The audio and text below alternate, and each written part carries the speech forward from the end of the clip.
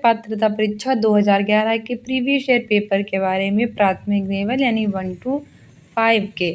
ठीक है, ये हमारा 13 नवंबर 2011 को पेपर हुआ था। इससे पहले मैंने 6 to 8 के करा दिए हैं, ना देखे हो तो प्लेलिस्ट में जाकर देख लीजिए। बाल विकास और शिक्षण विधि यानी CTP चाइल्ड डेवलपमेंट पेडागोजी का फर्स्ट क्वेश्चन है कि निम्न कक्षाओं में शिक्षण की खेल विधि आधारित है, यानी कि इसमें से कौन सी शिक्षण की खेल विधि आधारित है कक्षाओं में। फर्स्ट है कि शारीरिक शिक्षा कार्यक्रमों के सिद्धांत पर। फर्स्ट है कि शिक्षण की जो विधियां होती हैं उनके सिद्धांत पर। थर्ड है विकास और वृद्धि के मनोवैज्ञानिक सिद्धांत पर। और फोर्थ है कि शिक्षण के सामाजिक सिद्धांत पर। सही आंसर हो जाएगा ऑप्शन सी, विकास और वृद्धि के मनोवैज्ञानिक सिद्धांत पर। तो कौन सी कक्षाओं में शिक्षण की खेल विधि आधारित है, तो शिक्षण की खेल विधि ऑप्शन सी सही हो जाएगा, विकास और वृद्धि के मनोवैज्ञानिक सिद्धांत पर है आधारित। ठीक है, व्याख्या है कि निम्न प्राथमिक स्तर पर बालकों को शिक्षा प्रदान करने के साथ ये भी आवश्यक होता है कि उनकी शारीरिक वृद्धि और विकास पर ध्यान दिया जाए। किसमें, निम्न यानी कि प्राथमिक स्तर पर प्राइमरी लेवल 1 to 5 पर बालकों को शिक्षा प्रदान करने के साथ साथ, यानी जब हम शिक्षा प्रदान करते हैं उसके साथ ये भी ज़रूरी है कि उनकी जो शारीरिक वृद्धि है और उनका जो विकास है उस पर क्या हो ध्यान दिया जाए। इसके लिए सबसे सर्वोत्तम खेल विधि है, इन सब में सबसे अच्छी क्या होती है, कौन सी विधि, खेल विधि होती है, क्योंकि खेल विधि वृद्धि और विकास के मनोवैज्ञानिक सिद्धांत पर है वो आधारित। वृद्धि और विकास के मनोवैज्ञानिक सिद्धांत पर आधारित होती है खेल विधि। ठीक है, नेक्स्ट है कि डिसलेक्सिया संबंधित है, यानी डिसलेक्सिया किससे संबंधित है।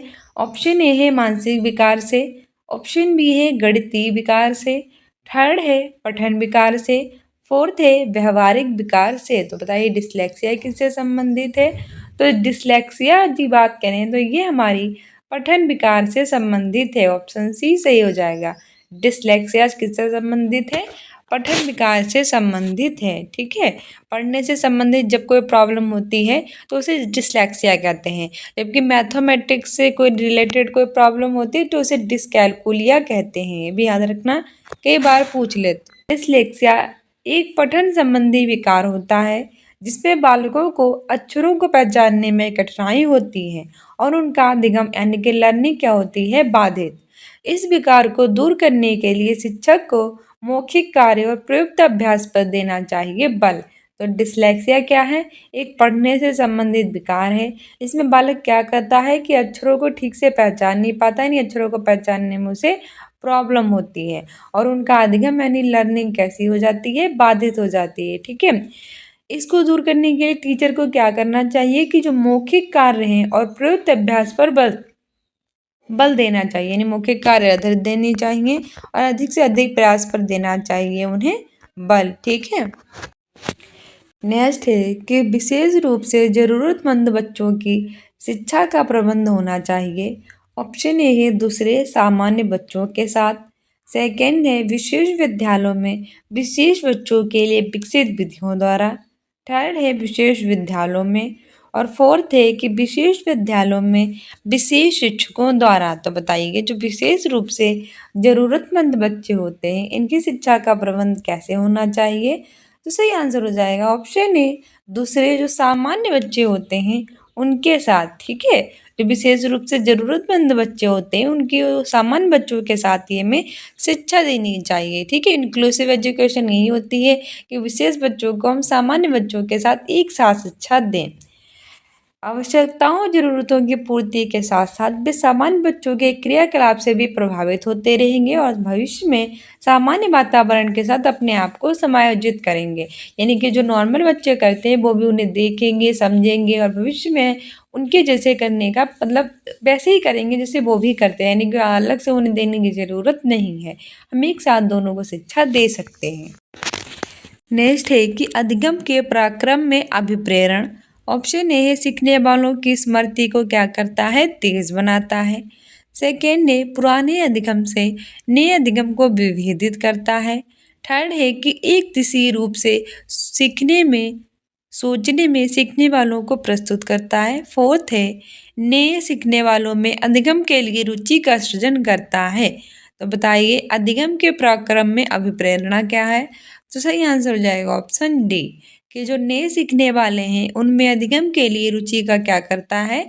सृजन करता है। ठीक है, ऑप्शन डी बिल्कुल सही हो जाएगा कि नए सीखने वालों में अधिगम के लिए रुचि का सृजन करता है। व्याख्या है कि अधिगम प्रक्रम में अभिप्रेरण का महत्वपूर्ण स्थान है।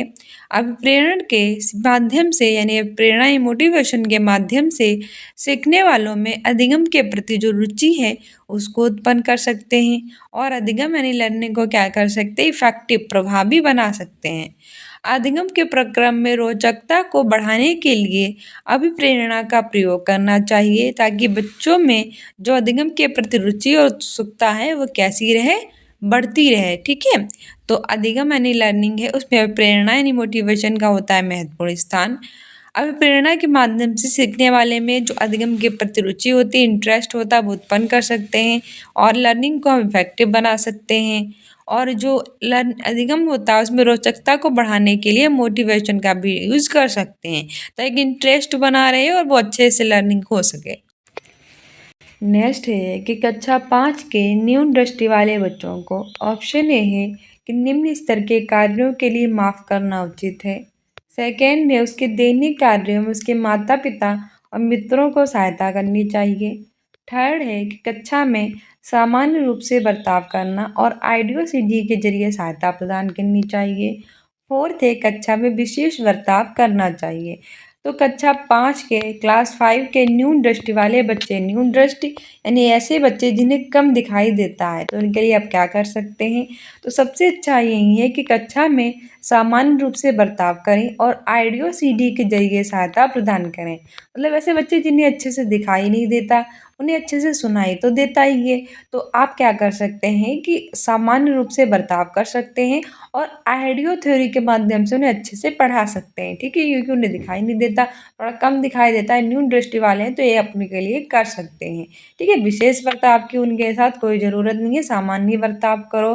ठीक है, माफ़ करना उचित है निम्न स्तर के कार्यों के लिए। क्यों करना उचित है? वो बेचारे दीनहीन तो है नहीं, थोड़ी सी प्रॉब्लम है, उसके लिए आप उसका थोड़ा सा यूज़ कर सकते हैं मटेरियल जिसके वो उन्हें अच्छे से समझ में आ सके। ठीक है, व्याख्या है कि क्लास 5 प्राथमिक लेवल के बच्चे हैं, उन्हें थोड़ा सा कम दिखाई देता है। ऐसे बच्चे जो कम दृष्टि के हैं यानी कि उन्हें कम दिखाई देता है, उन्हें हमें सामान्य बच्चों की तरह ही व्यवहार करना चाहिए। जैसे नॉर्मल बच्चों को ट्रीट करते हैं हम उन्हें वैसे ही ट्रीट करना चाहिए।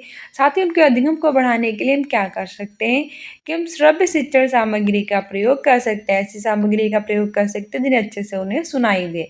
ठीक है, ताकि उनकी जो दृष्टि क्षमता है उसके अभाव में उनके अधिगम पर नकारात्मक प्रभाव ना पड़े, लेकिन कोई भी गलत प्रभाव ना पड़े। ठीक है, वो अच्छे से उसको सीख सके। नेक्स्ट है कि श्याम पट्ट को शिक्षण सामग्री के किस समूह के अंतर्गत किया जा सकता है?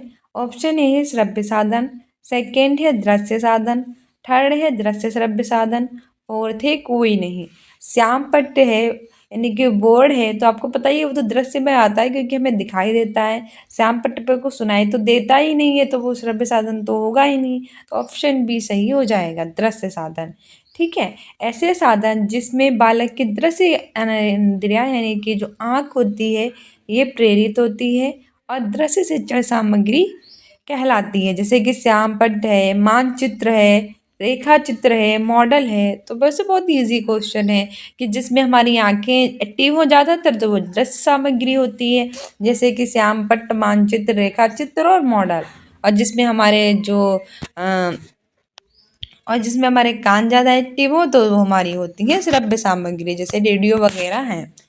नेक्स्ट है कि निम्नलिखित में से कौन शिक्षण कुशलता से संबंधित है? फर्स्ट है श्याम पट्ट पर लिखना, सेकंड है प्रश्नों को हल करना, थर्ड है प्रश्न पूछना, फोर्थ है ये सभी। तो ये सारे ही सारे होने चाहिए। एक शिक्षण कुशलता में ये सभी संबंधित हैं कि वो श्याम पट्ट पर लिख भी लेता हो, प्रश्न भी पूछ लेता हो और प्रश्नों को हल भी कर लेता हो। ठीक है, सारी क्वालिटीज होनी चाहिए। शिक्षण कार्य अगर पॉजिटिव बनाना है, बहुत अच्छा करना है, तो ये सारे कौशल तो टीचर के अंदर होने ही चाहिए। कौन कौन से?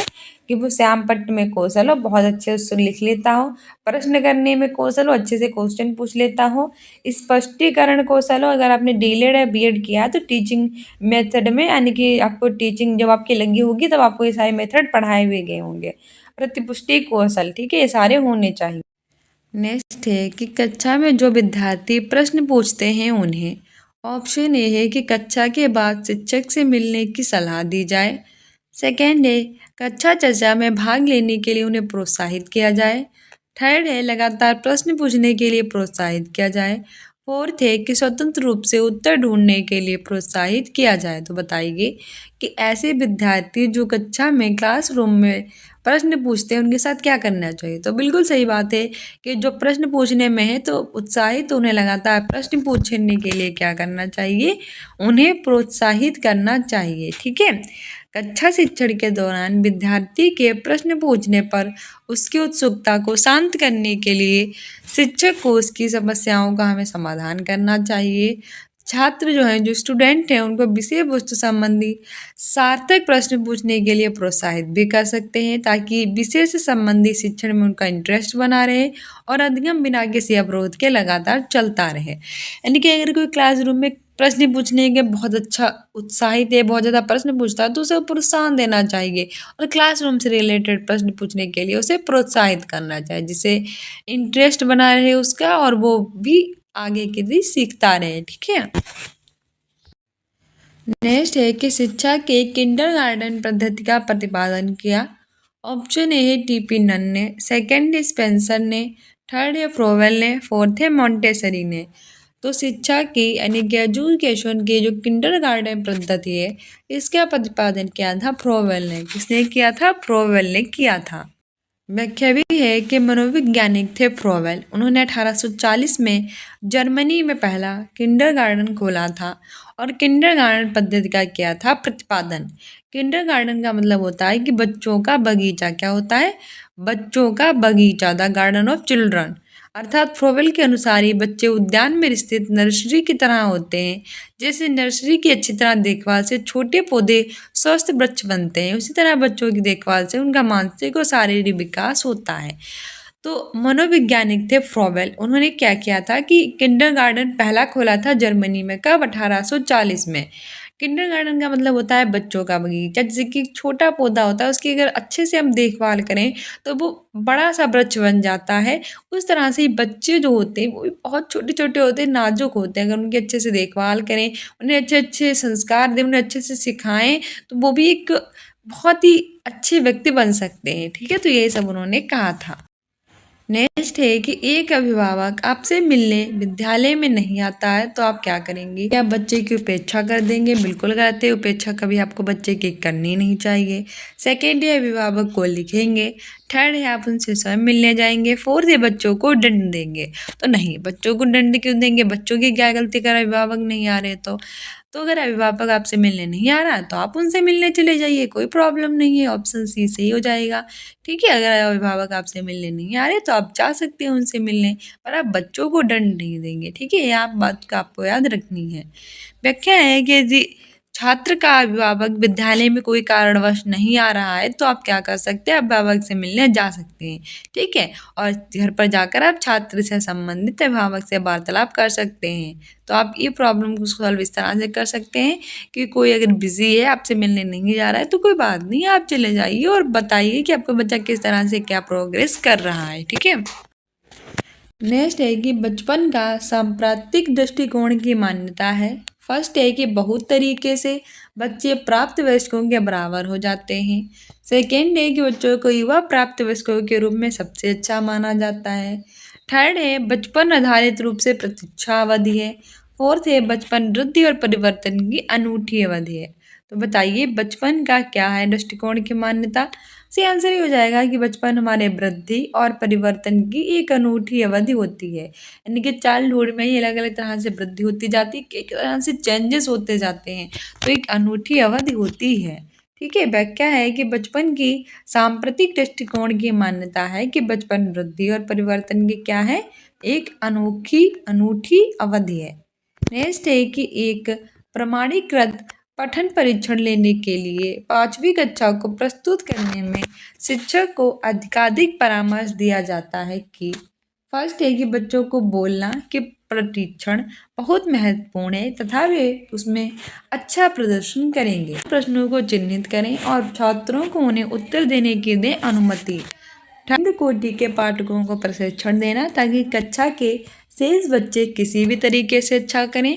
और फोर्थ है कि परीक्षण में आने वाले समान प्रकार के प्रश्नों के उत्तर देने के लिए छात्रों का अभ्यास कराना। तो बहुत सही है, इजी भी है। अगर आपने पढ़ा होगा या पढ़ाया होगा तो बहुत सबसे अच्छा यही होता है कि परीक्षण में आने वाले जो समान प्रकार के प्रश्न हैं उनके उत्तर देने के लिए छात्रों को क्या कराना, उन्हें अभ्यास कराना। ठीक है, तो ऑप्शन डी सही हो जाएगा। व्याख्या भी है कि एक प्रमाणीकृत पठन परीक्षण लेने से पहले हमें जरूरी होता है कि जो छात्रों को परीक्षण में आने वाले क्वेश्चन है उनके प्रारूप की उन्हें जानकारी दे कि किस तरह के क्वेश्चन पूछे जाएंगे, एमसीक्यू पूछे जाएंगे, कि क्वेश्चन आंसर में पूछे जाएंगे, कैसे होंगे, मिलान करने वाले होंगे, किस तरह के होंगे। ठीक है, और वैसे ही प्रश्नों का हमें अधिक से अधिक उन्हें क्या करवा देना चाहिए, अभ्यास करवा देना चाहिए। नेक्स्ट है कि असंगठित घर से आने वाला बच्चा सबसे अधिक कौन सी कठिनाई अनुभव करेगा। ऐसा बच्चा जिसका घर संगठित नहीं है, असंगठित यानी कि थोड़ा सा टूटा फूटा है। टूटा फूटा मतलब होता है कि कहीं माँ नहीं है, कहीं बाप नहीं है, कहीं दोनों में जो है वो जुड़ाव ना होकर माता पिता की लड़ाई होती रहती है, या घर जो है इस तरह का, उसे कहते हैं असंगठित। ठीक है, तो इससे घर से आने वाला बच्चा सबसे अधिक कौन सी कठिनाई का अनुभव करेगा। फर्स्ट है सुनिर्मित पाठों में, सेकेंड है स्वतंत्र अध्ययन में, थर्ड है नियोजित निर्देश में, फोर्थ है अभ्यास पुस्तिकाओं में। सेंस हो जाएगा ऑप्शन बी, स्वतंत्र अध्ययन में। ठीक है, ऐसे बच्चे किस में असहज महसूस करेंगे, स्वतंत्र अध्ययन में वे असहज महसूस करेंगे। व्याख्या है कि असंगठित घर से आने वाले बच्चों में उनके वातावरण का प्रभाव जो होता है वो जरूर से पड़ता है, और जिससे उनका अनुशासन और आत्मनिर्भरता जैसे गुणों का अभाव होता है। यानी उनमें अनुशासन और आत्मनिर्भरता नहीं पाई जाती है, इनका क्या होता है, उनमें अभाव होता है। इन गुणों के अभाव में बालक स्वतंत्र अध्ययन में क्या महसूस करता है, ये कठिनाई महसूस करता है। नेक्स्ट है कि आप देखते हैं कि एक छात्र बुद्धिमान है, तो आप यानी आपने देखा कि आपके क्लासरूम में एक छात्र कैसा है, बुद्धिमान है, इंटेलिजेंट है, तो आप क्या करेंगे। फर्स्ट है कि उसके साथ संतुष्ट रहेंगे, सेकेंड उसे अतिरिक्त गृह कार्य नहीं देंगे, थर्ड है कि वह जैसे अधिक प्रगति कर सके उस तरह से अधिक अनुप्रेरित करेंगे, फोर्थ है कि उसके अभिभावकों को सूचित करेंगे कि वे बुद्धिमान है। सबसे अच्छा यही है कि वह जैसे अधिक प्रगति कर सके उस तरह से उसे क्या करेंगे, उसे करेंगे अनुप्रेरित। ठीक है, ऑप्शन सी सही हो जाएगा, सबसे अच्छा आंसर यही है। व्याख्या है कि बुद्धिमान छात्र को उसके अधिगम को हम सही दिशा देने के लिए शिक्षक द्वारा उसे समय समय पर निर्देशन देंगे, क्योंकि तीव्र बुद्धि वाले जो होते हैं वो छात्रों को सामान्य छात्रों के साथ शिक्षण कार्य करना जो होता है वो उचित नहीं माना जाता है। ठीक, नेक्स्ट है, यदि कुछ विद्यार्थी कक्षा में अध्ययन की चित्तवृत्ति में नहीं है तो आप यानी कि स्टूडेंट्स कुछ ऐसे हैं क्लासरूम में जो कि अध्ययन नहीं करना चाहते, मतलब नहीं पढ़ना चाहते, तो आप एक टीचर होने के नाते क्या करेंगे। फर्स्ट है कि उन्हें अध्ययन के लिए बाध्य करेंगे। देखो, आप कभी भी स्टूडेंट्स को बाध्य तो कर ही नहीं सकते हो, एकदम पढ़ो पढ़ो पढ़ो तुम्हें पढ़ना ही है, तो ये तो नहीं होगा, तो गलत हो जाएगा।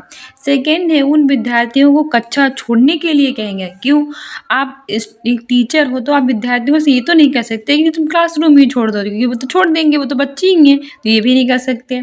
थर्ड है, उन्हें चेतावनी देंगे कि अवश्य अध्ययन करें, नहीं तो आप प्रधानाध्यापक को सूचित कर देंगे, मतलब एक तरह से डराना धमकाना, तो ये भी सही नहीं है। फोर्थ है, उन्हें उनकी रुचि अथवा अपने विषय के अनुसार रुचिपूर्ण चीज़ें बताएंगे। तो बहुत अच्छा तरीका है।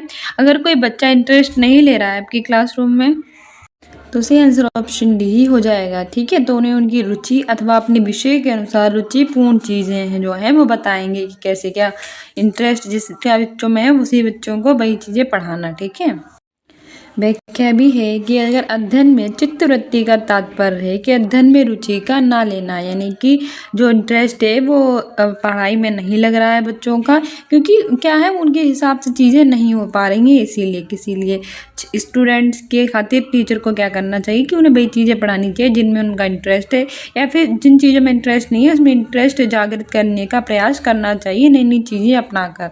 ठीक है, अगर किसी छात्र द्वारा इस तरह की प्रवृत्ति अपनाई जाती है तो शिक्षक को अपने विषय वस्तु से संबंधित उनकी रुचि के अनुसार शिक्षण करना चाहिए। शिक्षण कार्य मनोरंजक रुचिकर बनाने के लिए शिक्षण सहायक सामग्री का भी प्रयोग कर सकते हैं, यानी टीचिंग लर्निंग मटेरियल कुछ इस तरह से अपनाएं जिससे बच्चे जो हैं वो अच्छे से उन्हें पढ़ सकें। ठीक है, इनमें इंटरेस्ट आ जाए पढ़ने में उनका।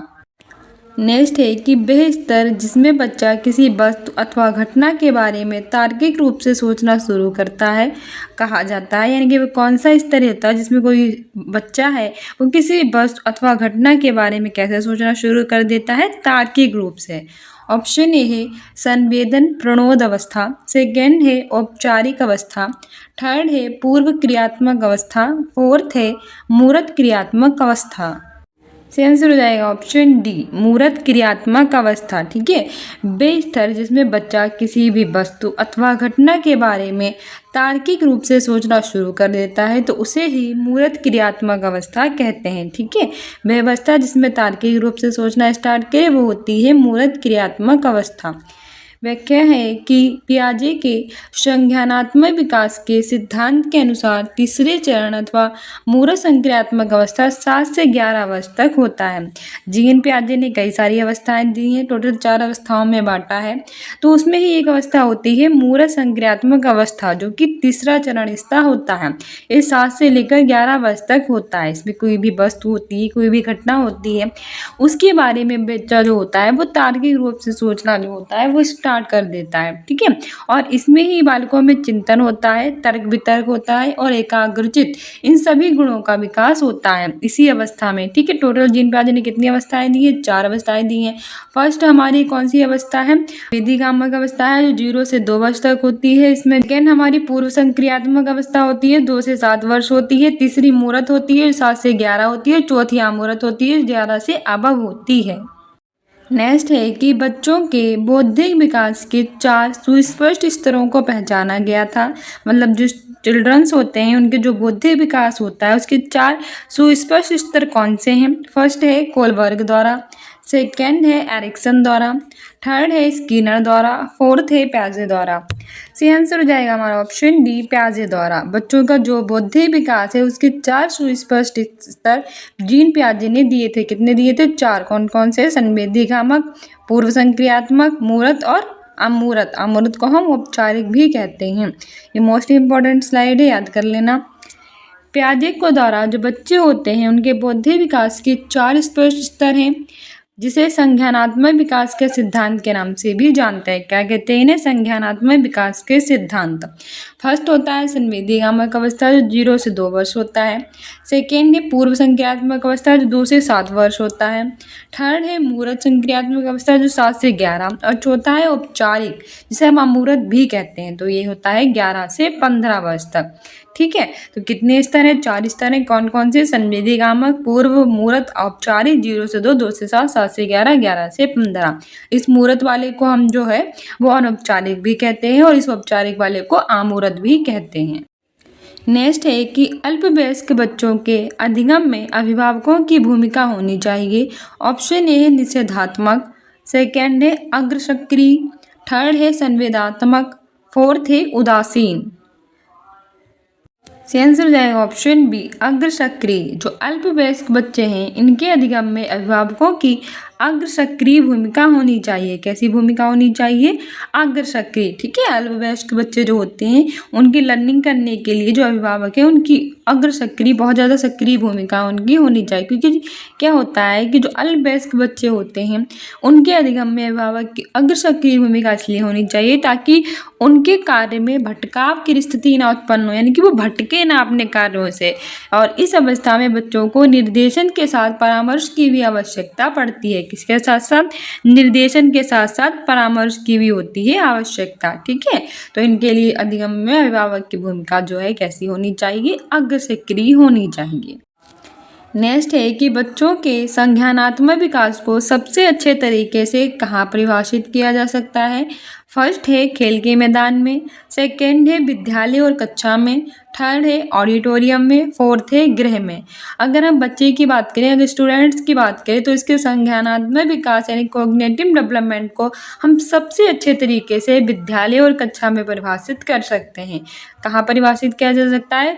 विद्यालय में, कक्षा में, ठीक है, अपने कॉलेज में और क्लासरूम में जो होता है, स्कूल के क्लासरूम में, वहाँ सबसे अच्छे तरीके से हम कर सकते हैं। वह क्या है कि बच्चों के संज्ञानात्मक विकास को मापने के लिए ये परिभाषित करने का सबसे अच्छा तरीका ही होता है परीक्षा प्रणाली। कौन सी विधि होती है? परीक्षा प्रणाली होती है, जिसमें क्या होता है कि जो बच्चा है उसके संज्ञानात्मक विकास के स्तर को जान सके। किसके स्तर को जान सके? संज्ञानात्मक विकास के स्तर को, ठीक है, कॉग्निटिव डेवलपमेंट के जो लेवल्स होते हैं उनको जान सके। और इसके लिए सबसे अच्छा कौन सा स्थान होता है? विद्यालय ही होता है, जहाँ बच्चे स्वतंत्र और अनुशासित रूप से अपनी अभिव्यक्ति दे सकते हैं। कहाँ? मतलब फ्री होकर वे अपने आप को वहाँ एक्सप्रेस कर सकते हैं, ठीक है। क्लासरूम बहुत अच्छी जगह होती है। टीचर चाहें तो बच्चों के जो होते हैं वो हाव भाव के द्वारा सभी के माध्यम से अच्छी अच्छी तकनीकें अपनाकर बच्चे के भाव को वो निकालवा सकता है। नेक्स्ट है कि देश को अनुप्रेरित शिक्षण के एक संकेत के रूप में विवेचित किया जा सकता है। फर्स्ट है कि कक्षा में अधिकतम उपस्थिति, सेकेंड है शिक्षक द्वारा दिया गया उपचारात्मक कार्य, थर्ड है विद्यार्थियों द्वारा प्रश्न पूछना, और फोर्थ है कक्षा में पूर्ण निरस्ता। से आंसर हो जाएगा ऑप्शन सी, विद्यार्थियों द्वारा प्रश्न पूछना, ठीक है। विद्यार्थियों के द्वारा प्रश्न पूछकर अनुप्रेरित शिक्षण के एक संकेत के रूप में विवेचित किया जा सकता है। किसके? अनुप्रेरित शिक्षण के एक विवेचन के रूप में। व्याख्या है कि शिक्षण प्रभावशाली एवं सजीव तब होता है जब कक्षा में समय समय पर शिक्षक छात्र वार्तालाप हो और छात्रों द्वारा कक्षा में प्रश्न पूछा जा रहा हो। शिक्षण प्रभावशाली और सजीव तब होता है, यानी कि जो हमारी टीचिंग है वो कब इफेक्टिव होगी? तब इफेक्टिव होगी जब टाइम टाइम पर क्या करें, शिक्षक और छात्र आपस में बातें कर सकें और छात्रों के द्वारा पर जो होता है वो कक्षा में प्रश्न पूछे जाएं, ठीक है। इससे क्या होता है कि इससे ये पता चलता है कि छात्र का अधिगम अच्छी तरह से चल रहा है और कक्षा में रुचि ले रहा है, कि वो इंटरेस्ट ले भी रहा है, आप जो पढ़ा रहे हैं क्या उसे समझ में आ भी रहा है, अगर नहीं आ रहा है तो और कैसे तरकीबें अपनाएं जिससे वो समझ में आए, ठीक है। ये सारी चीज़ें पता चलती है, जितना पता चल गया है उसके माध्यम से हम ये सब कर सकते हैं। नेक्स्ट है कि कक्षा में विद्यार्थियों की रुचि बनाए रखने के लिए एक शिक्षक को उचित है, यानी कि कक्षा में इंटरेस्ट स्टूडेंट्स का बना रहे, इसके लिए टीचर को क्या करना चाहिए? फर्स्ट है कि श्यामपट्ट का प्रयोग करें, सेकंड है चर्चा करें, थर्ड है कहानी कहें, फोर्थ है प्रश्न पूछें। तो बच्चों का इंटरेस्ट बना रहे उसके लिए क्या करना चाहिए एक टीचर को? बीच बीच में वो प्रश्न पूछ सकता है, ठीक है। बच्चे इंटरेस्ट ले भी रहे हैं, क्या उन्हें समझ में आ रहा है, इसके लिए बच्चों से बार बार प्रश्न पूछे जा सकते हैं, ठीक है, जिससे बच्चे भी उत्साही होकर उनके आंसर दें। नए नए क्वेश्चंस के आंसर के हिसाब से उन्हें ज़्यादा चीज़ें समझ में आती हैं। तो कक्षा में छात्रों की रुचि और उत्सुकता को बनाए रखने के लिए आवश्यक है कि शिक्षक छात्र से पूर्व ज्ञान से संबंधित प्रश्नों को पूछे, यानी कि पहले का उसका जो ज्ञान है किस तरह से कैसे क्या है उसे रिलेटेड क्वेश्चन पूछे, जिसे सामान्यता प्रस्तावना के प्रश्न कहते हैं। और इसके लिए शिक्षक में प्रश्न कौशल का होना अनिवार्य है। आपने बीएड किया है, आपने डीएलएड किया है, तो आपने जब टीचिंग लगी होगी तो आपको ये कुछ कौशल सिखाए भी गए होंगे, जिसमें प्रश्न कौशल भी एक आता है, ठीक है। जिसे हम प्रस्तावना के प्रश्न जैसे आपको करवाया गया था वैसे किए जाते हैं, जिसे टीचर जो है वो इंटरेस्ट बना रहे स्टूडेंट्स का, क्या बच्चा टीचर पढ़ा रहा है उसमें, और बच्चे भी अच्छे से समझ सकें। नेक्स्ट है कि विद्यार्थियों को विद्यालय में खेलना क्यों उचित है, मतलब जो स्टूडेंट्स हैं वो विद्यालय में खेलें इसके लिए क्यों ज़रूरी है। फर्स्ट है कि उन्हें शारीरिक रूप से सशक्त बनाएगा। सेकेंड है कि शिक्षकों के लिए काम आसान करेगा, नहीं काम वगैरह तो नहीं आसान करेगा। थर्ड है ये समय बिताने में सहायक होगा, क्यों बच्चे के समय बिताने आते हैं क्लास में, तो ये भी नहीं गलत है। फोर्थ है कि सहयोग और संतुलन का विकास करेगा। तो जो स्टूडेंट्स होते हैं ये वे क्लास में होते हैं वो विद्यालय में अच्छे से खेलें, जरूरी होता है सहयोग और संतुलन के लिए, क्योंकि जब बच्चे आपस में खेलते हैं तो वो क्या होता है तालमेल उनका अच्छे से बैठ जाता है, वो चीज़ों को अच्छे से समझते हैं। तो सहयोग और संतुलन का उनके अंदर क्या होता है, सहयोग और संतुलन का विकास होता है। ठीक है, व्याख्या क्या है कि विद्यार्थियों द्वारा खेलने से उनका जो शारीरिक विकास है ये संतुलित रूप से होता है और खेलने से छात्रों में सहभागिता और नेतृत्व करने की क्षमता, समायोजन जैसे कई सामाजिक गुणों का विकास होता है। विद्यार्थियों द्वारा खेलने से क्या होता है, एक तो उनका शारीरिक विकास होता है, ठीक है, साथ ही वो आपस में खेलते हैं तो एक दूसरे के साथ वार्तालाप करते हैं, एक दूसरे को समझते हैं, सहभागी करते हैं, साथ ही नेतृत्व करने की क्वालिटी उनके अंदर डेवलप होती है, समायोजन जैसे कई सारे गुण उनके अंदर क्या होते हैं, विकसित। नेक्स्ट है कि परिवार एक साधन है। फर्स्ट है अनौपचारिक शिक्षा का, सेकेंड है औपचारिक शिक्षा का, सेकेंड है गैर औपचारिक शिक्षा का और फोर्थ है दूरस्थ शिक्षा का। तो आंसर हो जाएगा ऑप्शन ए अनौपचारिक शिक्षा का। परिवार किसका साधन है, फैमिली। तो फैमिली जो है वो एक अनौपचारिक शिक्षा का साधन है। किसका साधन है, अनौपचारिक शिक्षा का।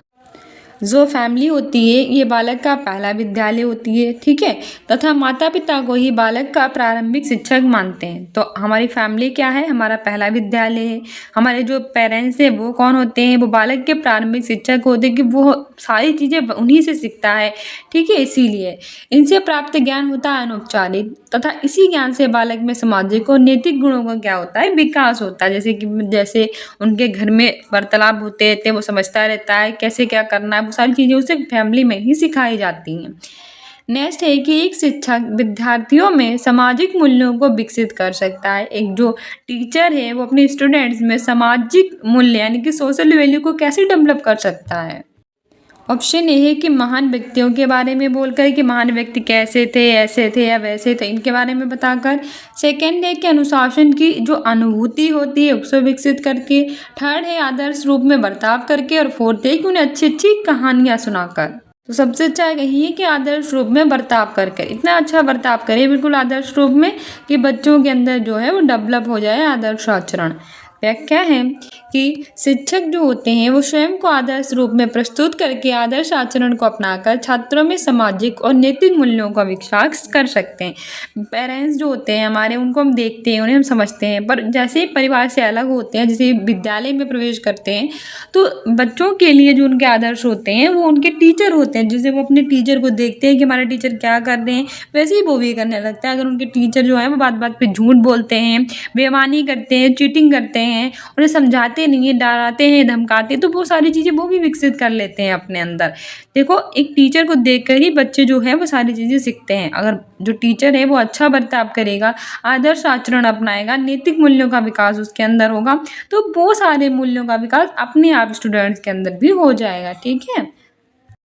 नेक्स्ट है कि एक शिक्षक के लिए सबसे महत्वपूर्ण क्या है, एक जो टीचर होता है उसके लिए सबसे ज़्यादा इम्पोर्टेंट क्या है। फर्स्ट है कि कक्षा में अनुशासन बनाए रखें। सेकेंड है कक्षा में समयानुवर्ती होना। थर्ड है कि विद्यार्थियों की कठिनाई दूर करे। फोर्थ है एक सुवक्ता होना। तो सबसे अच्छा यही है एक टीचर के लिए कि वो विद्यार्थियों की कठिनाइयों को दूर करे। अगर स्टूडेंट्स को कोई प्रॉब्लम होती है तो उन प्रॉब्लम्स को दूर कर दे, ठीक है, ये होता है स्टूडेंट्स के लिए ज़रूरी। व्याख्या भी है कि शिक्षक का कक्षा शिक्षण के समय कई कार्य और उत्तरदायित्व होते हैं, परंतु सबसे महत्वपूर्ण कार्य ये होता है कि हम छात्रों की समस्याओं का समाधान करें और उनकी उत्सुकता को शांत करें। यानी कोई भी प्रॉब्लम आ जाती है, कोई स्टूडेंट्स को उसको दूर करें, क्या किस तरह की प्रॉब्लम से इसको हम देखें, उसको हटाएं, उनकी जो जिज्ञासा होती है उसको शांत करें। यानी कि अगर वो किसी कार्य को कह रहा है मैं ऐसे ऐसे ऐसे, तो देखो क्यों, क्या, कैसे, किस तरह से है, ठीक है। तो ये अच्छे टीचर की क्वालिटीज़ होती हैं। नेक्स्ट है कि आप एक अति सक्रिय बालक को कैसे सही दिशा में लाएंगे। फर्स्ट है उसे पहली पंक्ति में बैठाएंगे तथा उस पर कड़ी नज़र रखेंगे। सेकेंड है उसे कक्षा में कोने में बैठने की जगह निर्धारित करेंगे। थर्ड है उसे श्यामपट्टी आदि साफ करने का काम देंगे। फोर्थ है कोई नहीं। चेंज हो जाएगा ऑप्शन सी, उसे श्यामपट्टा आदि साफ करने का क्या देंगे, काम देंगे। अगर आप एक अति सक्रिय बालक हैं तो कैसे सही दिशा में लाएंगे, तो उसे श्यामपट्टा आदि साफ करने का काम देंगे। कि बहुत ज़्यादा सक्रिय कि वो सही जगह एक जगह बैठेगा ही नहीं, ठीक है। अति सक्रिय बालक वही होते हैं जो लगातार कुछ ना कुछ करते रहते हैं, उनके हाथ पैर एक जगह टिकते नहीं है सही से। व्याख्या है कि यदि कक्षा में कोई अति सक्रिय बालक है, बहुत ज़्यादा सक्रिय है, तो एक अध्यापक को उसे श्यामपट्ट वगैरह साफ करने का काम देना चाहिए ताकि वो कार्य में बिजी रहे और शिक्षण अधिगम जो है वो बाधित ना हो, ठीक है। शिक्षण अधिगम वे लोग बाधित कर देते हैं, ज़्यादा सक्रिय होते हैं तो उनके कुछ ना कुछ उन्हें करना होता है। नेक्स्ट है कि पृथक पृथक समजातीय समूह के व्यक्तियों को प्रति बच्चों की अभिव्यक्ति साधारणता आधारित होती है। पृथक पृथक मतलब अलग अलग समजातीय समूह के व्यक्तियों के प्रति बच्चों की अभिव्यक्ति साधारणता कैसे आधारित होती है। फर्स्ट है कि उनके अभिभावकों की चित्तवृत्ति पर, सेकेंड है उनमें समकक्षियों की अभिवृत्ति पर, थर्ड है दूरदर्शन के प्रभाव पर और फोर्थ है कि उनके सहोदरों की अभिवृत्ति पर। तो आंसर हो जाएगा ऑप्शन ए, उनके अभिभावकों की चित्तवृत्ति पर। ठीक है, पृथक पृथक समजातीय समूह के व्यक्तियों के प्रति बच्चों की अभिवृत्ति साधारणता आधारित होती है उनके अभिभावकों की चित्तवृत्ति पर। व्याख्या है कि बच्चे जिस परिवेश से आते हैं उन पर उनके परिवेश का सीधा असर पड़ता है और उनके अभिभावकों के गुणों का स्थानांतरण उनमें होता है और उसी के अनुसार उनमें आदतों और अभिवृत्तियों का होता है विकास। इसमें परिवार और अभिभावक की भूमिका सबसे महत्वपूर्ण होती है। बच्चे जिस भी परिवेश से आते हैं, मतलब जहाँ भी रहते हैं, जहाँ से भी वो आते हैं, उन पर उन परिवेश का कैसा होता है उनको डायरेक्ट असर पड़ता है। ठीक है, और जो उनके अभिभावक होते हैं, जो उनके साथ में रहते हैं, जो उन्हें गाइड करते हैं, उनका भी गुण होते हैं, उनका भी स्थानांतरण होता है और उन्हीं की आदतें और वृत्तियों का होता है उनके अंदर विकास। तो सबसे ज़्यादा महत्वपूर्ण भूमिका परिवार और अभिभावक की ही होती है। नेक्स्ट है आपको आपकी कक्षा में 2 मंदबुद्धि बच्चों को बैठाने के लिए बोला गया है, तो आप यानी कि आपको क्या किया गया है कि आपको क्लास में अपनी 2 मंदबुद्धि बालक है उनको बैठाने के लिए कहा गया है। तो फर्स्ट है कि उन्हें अपने विद्यार्थियों के रूप में ग्रहण करने से इनकार करेंगे, बिल्कुल निगेटिव है, आप इनकार नहीं कर सकते हैं। सेकेंड है कि प्रधानाध्यापक उन्हें किसी और कक्षा में जो कि मंदबुद्धि बालकों के लिए वहाँ बैठाने के लिए बोलेंगे, बहुत ही निगेटिव, ऐसा कुछ नहीं कर सकते। थर्ड है ऐसे विद्यार्थियों को सिखाने की तकनीक सीखेंगे और फोर्थ है कि कोई नहीं। बहुत अच्छी बात है, अगर आपको ऐसे 2 बच्चे दे दिए गए जो मंदबुद्धि को हैं तो आप क्या करेंगे कि ऐसे विद्यार्थियों को कैसे सिखाना है उसके सिखाने की उन्हें खुद भी तकनीक सीखेंगे। मतलब नई नई चीज़ें आपको सीखनी पड़ेंगी जिससे आप स्टूडेंट्स के अंदर नई नई चीज़ें सिखा सकें, उन्हें समझा सकें। ठीक है, तो आप एक टीचर हैं तो आप हर चीज़ के लिए मना नहीं कर सकते हैं, आपको कुछ चीज़ें स्वयं के अंदर भी डेवलप करनी होंगी जिससे आप बच्चों को नई नई तरह के बच्चों को सिखा सकें। व्याख्या है कि शिक्षक द्वारा सभी प्रकार के बच्चों को शिक्षा दी जाती है, परंतु शिक्षक के लिए आवश्यक है कि उसे भिन्न भिन्न बौद्धिक स्तर के बच्चों को शिक्षा प्रदान करने के लिए विभिन्न शिक्षण विधि तकनीकी कौशल का ज्ञान हो। ठीक है, एक टीचर होने के नाते आपको इन सारी चीज़ों का ज्ञान होना चाहिए। नेक्स्ट है कि एक शिक्षक को साधन संपन्न होना चाहिए। इसका अर्थ है फर्स्ट है कि उनके पास पर्याप्त धन संपदा होनी चाहिए जो कि उसे शिक्षण देने की ज़रूरत ही ना पड़े, यानी कि टीचर के पास पर्याप्त क्या होनी चाहिए, धन संपदा, जिसे उन्हें शिक्षण ही देने की जरूरत पड़े, बिल्कुल गलत है और बकवास है। सेकेंड, उनका अधिकारियों के उच्च स्तर से संपर्क नहीं। थर्ड, उनको अपने विद्यार्थियों की समस्याओं को हल करने का ज्ञान हो और फोर्थ है उनके बीच प्रसिद्धि होनी चाहिए। प्रसिद्धि से क्या लेना देना है, अगर एक शिक्षक को साधन संपन्न होना चाहिए मतलब ये है कि अगर एक टीचर तब साधन संपन्न माना जाएगा जब उसे अपने विद्यार्थियों की समस्याओं को हल करने का पर्याप्त ज्ञान होगा, मतलब उसे पता होगा कि हमारे स्टूडेंट्स की क्या प्रॉब्लम है, उसे हम कैसे सॉल्व कर सकते हैं। तो ऑप्शन सी ही सही हो जाएगा। व्याख्या है कि एक शिक्षक को साधन संपन्न होना चाहिए, इसका मतलब ये है कि एक टीचर को उन सभी शैक्षिक गुणों और कौशलों से कैसा होना चाहिए, परिपूर्ण, जिसमें शिक्षण कार्य कैसा हो, बहुत अच्छे तरीके से चलता हो, साथ ही छात्रों की जो प्रॉब्लम्स होती हैं उनको सॉल्यूशन के लिए पूर्ण ज्ञान शिक्षक के लिए आवश्यक होता है। मतलब कैसे अपने स्टूडेंट्स की प्रॉब्लम्स को दूर किया जा सकता है, क्या क्या हम तरीके अपना जिससे हम अपनी स्टूडेंट्स की प्रॉब्लम को दूर कर सकें, इन सब का ज्ञान एक टीचर के अंदर होना चाहिए। नेक्स्ट है कि बच्चों में संवेगात्मक समायोजन प्रभावी होता है, यानी बच्चों के अंदर संवेगात्मक समायोजन तब प्रभावी होगा। फर्स्ट है कि व्यक्तित्व के निर्माण में, सेकेंड है कक्षा शिक्षण में, थर्ड है अनुशासन में, फोर्थ है इन सभी में। ये आंसर हो जाएगा उपरोक्त सभी, इन सभी में बच्चों में संवेगात्मक समायोजन जो होता है वो व्यक्तित्व के निर्माण में, कक्षा शिक्षण में और अनुशासन में, इन सभी में प्रभावी होगा। ठीक है, किसमें होगा, व्यक्तित्व के निर्माण में, अनुशासन में और कक्षा के शिक्षण में, सभी में होगा। व्याख्या है कि संवेगात्मक समायोजन जो होता है ये बच्चों के व्यक्तित्व के निर्माण में, कक्षा शिक्षण में अनुशासन जैसे गुणों के परिणाम स्वरूप उत्पन्न होता है। यदि बालक कक्षा और समाज में उचित समायोजन कर लेता है तो उनमें किसका विकास होता है, सामाजिक गुणों का विकास उनमें होता है। सेकेंड हिंदी भाषा फर्स्ट में है कि हमें सबसे पहले 31 से 33 तक उपसर्ग चुनकर बताने हैं। और 31 में है अपमान, यानी अपमान में हमें उपसर्ग बताना है कि कौन सा है। उपसर्ग वे शब्द होते हैं जो किसी भी शब्द के स्टार्टिंग में लगकर उसके अर्थ को परिवर्तित कर देते हैं। तो ऑप्शन ए है अब, ऑप्शन बी है उप, ऑप्शन सी है अति, ऑप्शन डी है अप। तो इस अपमान में अप प्लस मान लगा हुआ है, तो सही आंसर हो जाएगा ऑप्शन डी अपमान। ठीक है, अप प्लस मान बराबर अपमान, ऑप्शन डी सही है। व्याख्या भी है कि जो अपमान शब्द है इसमें अप उपसर्ग लगा है। उपसर्ग वे होते हैं या वे होते हैं जो किसी शब्द के पहले आकर उसके अर्थ को क्या कर देते हैं, विशेष अर्थ प्रकट कर देते हैं। जैसे अप प्लस शब्द बराबर अपशब्द, अप प्लस हरण बराबर अपहरण, अप प्लस राध बराबर अपराध, अप प्लस कार बराबर अपकार। तो ये सब अप से बने हैं।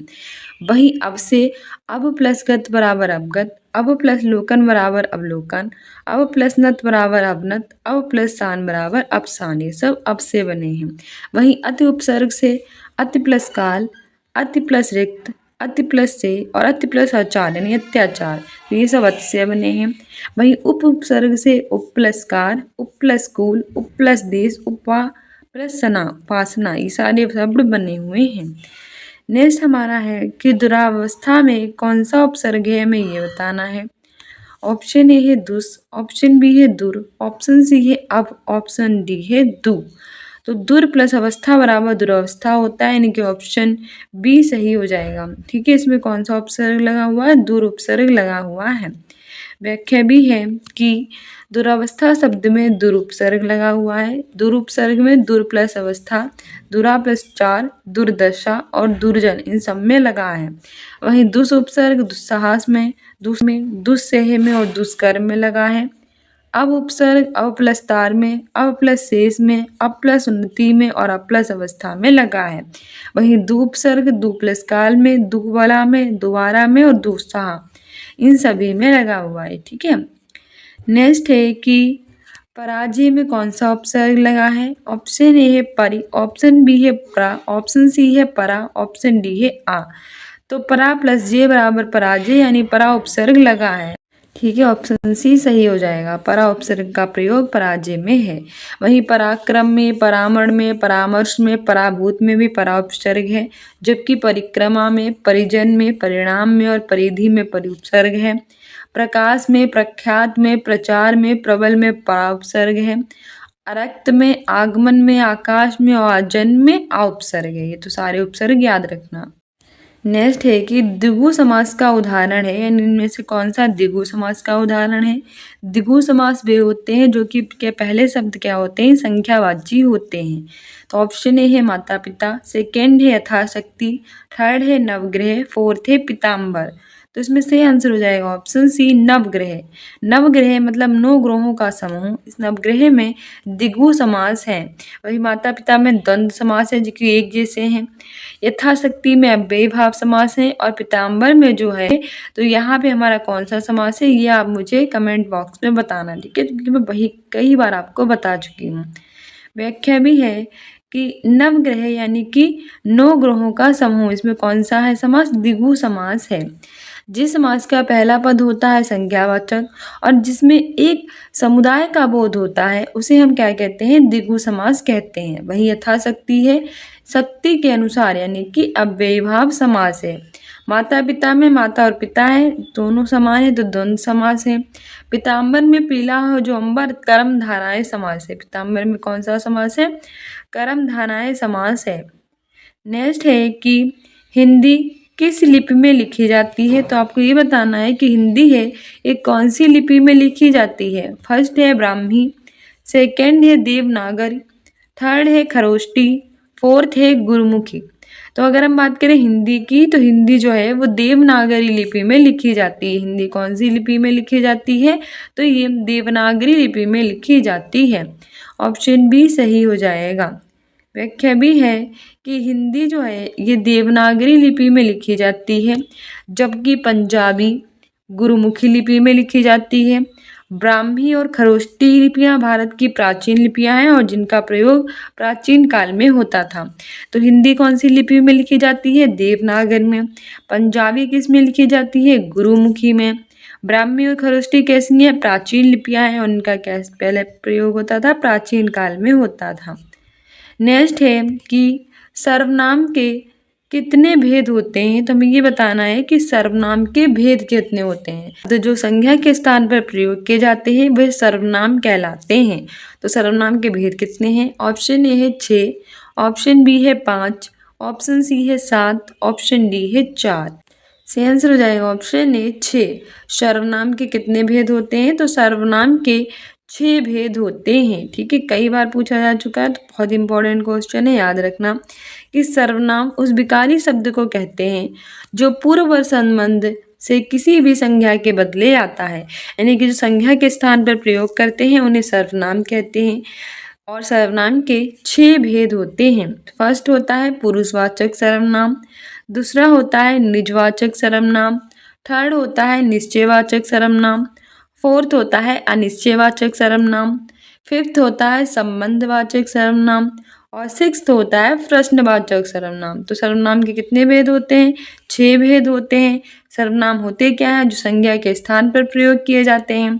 तो फर्स्ट होता है पुरुषवाचक, सेकंड होता है निजवाचक, थर्ड होता है निश्चय, फोर्थ होता है निश्चय, फिफ्थ होता है संबंध और सिक्स्थ होता है प्रश्नवाचक। ठीक है, नेक्स्ट हमारा है कि आकाश पाताल के बीच लगने वाला ये चिन्ह कौन सा है, यानी हमें ये चिन्ह बताना है कि कौन सा है जो कि आकाश पाताल के बीच में लगा हुआ है।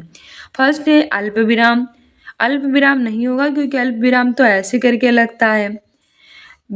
सेकेंड है विस्मयदिबोधक, ये भी नहीं है। थर्ड है योजक, फोर्थ है उद्धरण। तो इसमें से जो आकाश पाताल के बीच में ए वाला ऐसे करके लगा हुआ है, ऐसे करके, तो ये योजक चिन्ह है। कैसा है? योजक चिन्ह। तो ऑप्शन सी सही हो जाएगा कि आकाश पाताल के बीच में लगने वाला ये चिन्ह योजक है। जबकि अल्प विराम कैसे लगता है? अल्प विराम ऐसे लगता है। विस्मयदिबोधक कैसे लगता है? तो इस तरह से, ऐसे ये विस्मयदिबोधक होता है। उद्धरण कैसे लगता है? तो ऐसे करके, ऐसे ऐसे जो होता है ये उद्धरण होता है। पूर्ण विराम कैसे लगता है? इस तरह से पूर्ण विराम। प्रश्नवाचक कैसे लगता है? तो इस तरह से ये प्रश्नवाचक है। ठीक है, तो ये सारे इंपॉर्टेंट याद रखना। ये अल्प विराम है, ये विस्मयदिबोधक है, ये उद्धरण चिन्ह है, ये पूर्ण विराम है और ये प्रश्नवाचक है। ठीक है, और ये वाला योजक चिन्ह है। नेक्स्ट हमारा है कि यह नई साड़ी है। तो वाक्य में नई शब्द क्या है?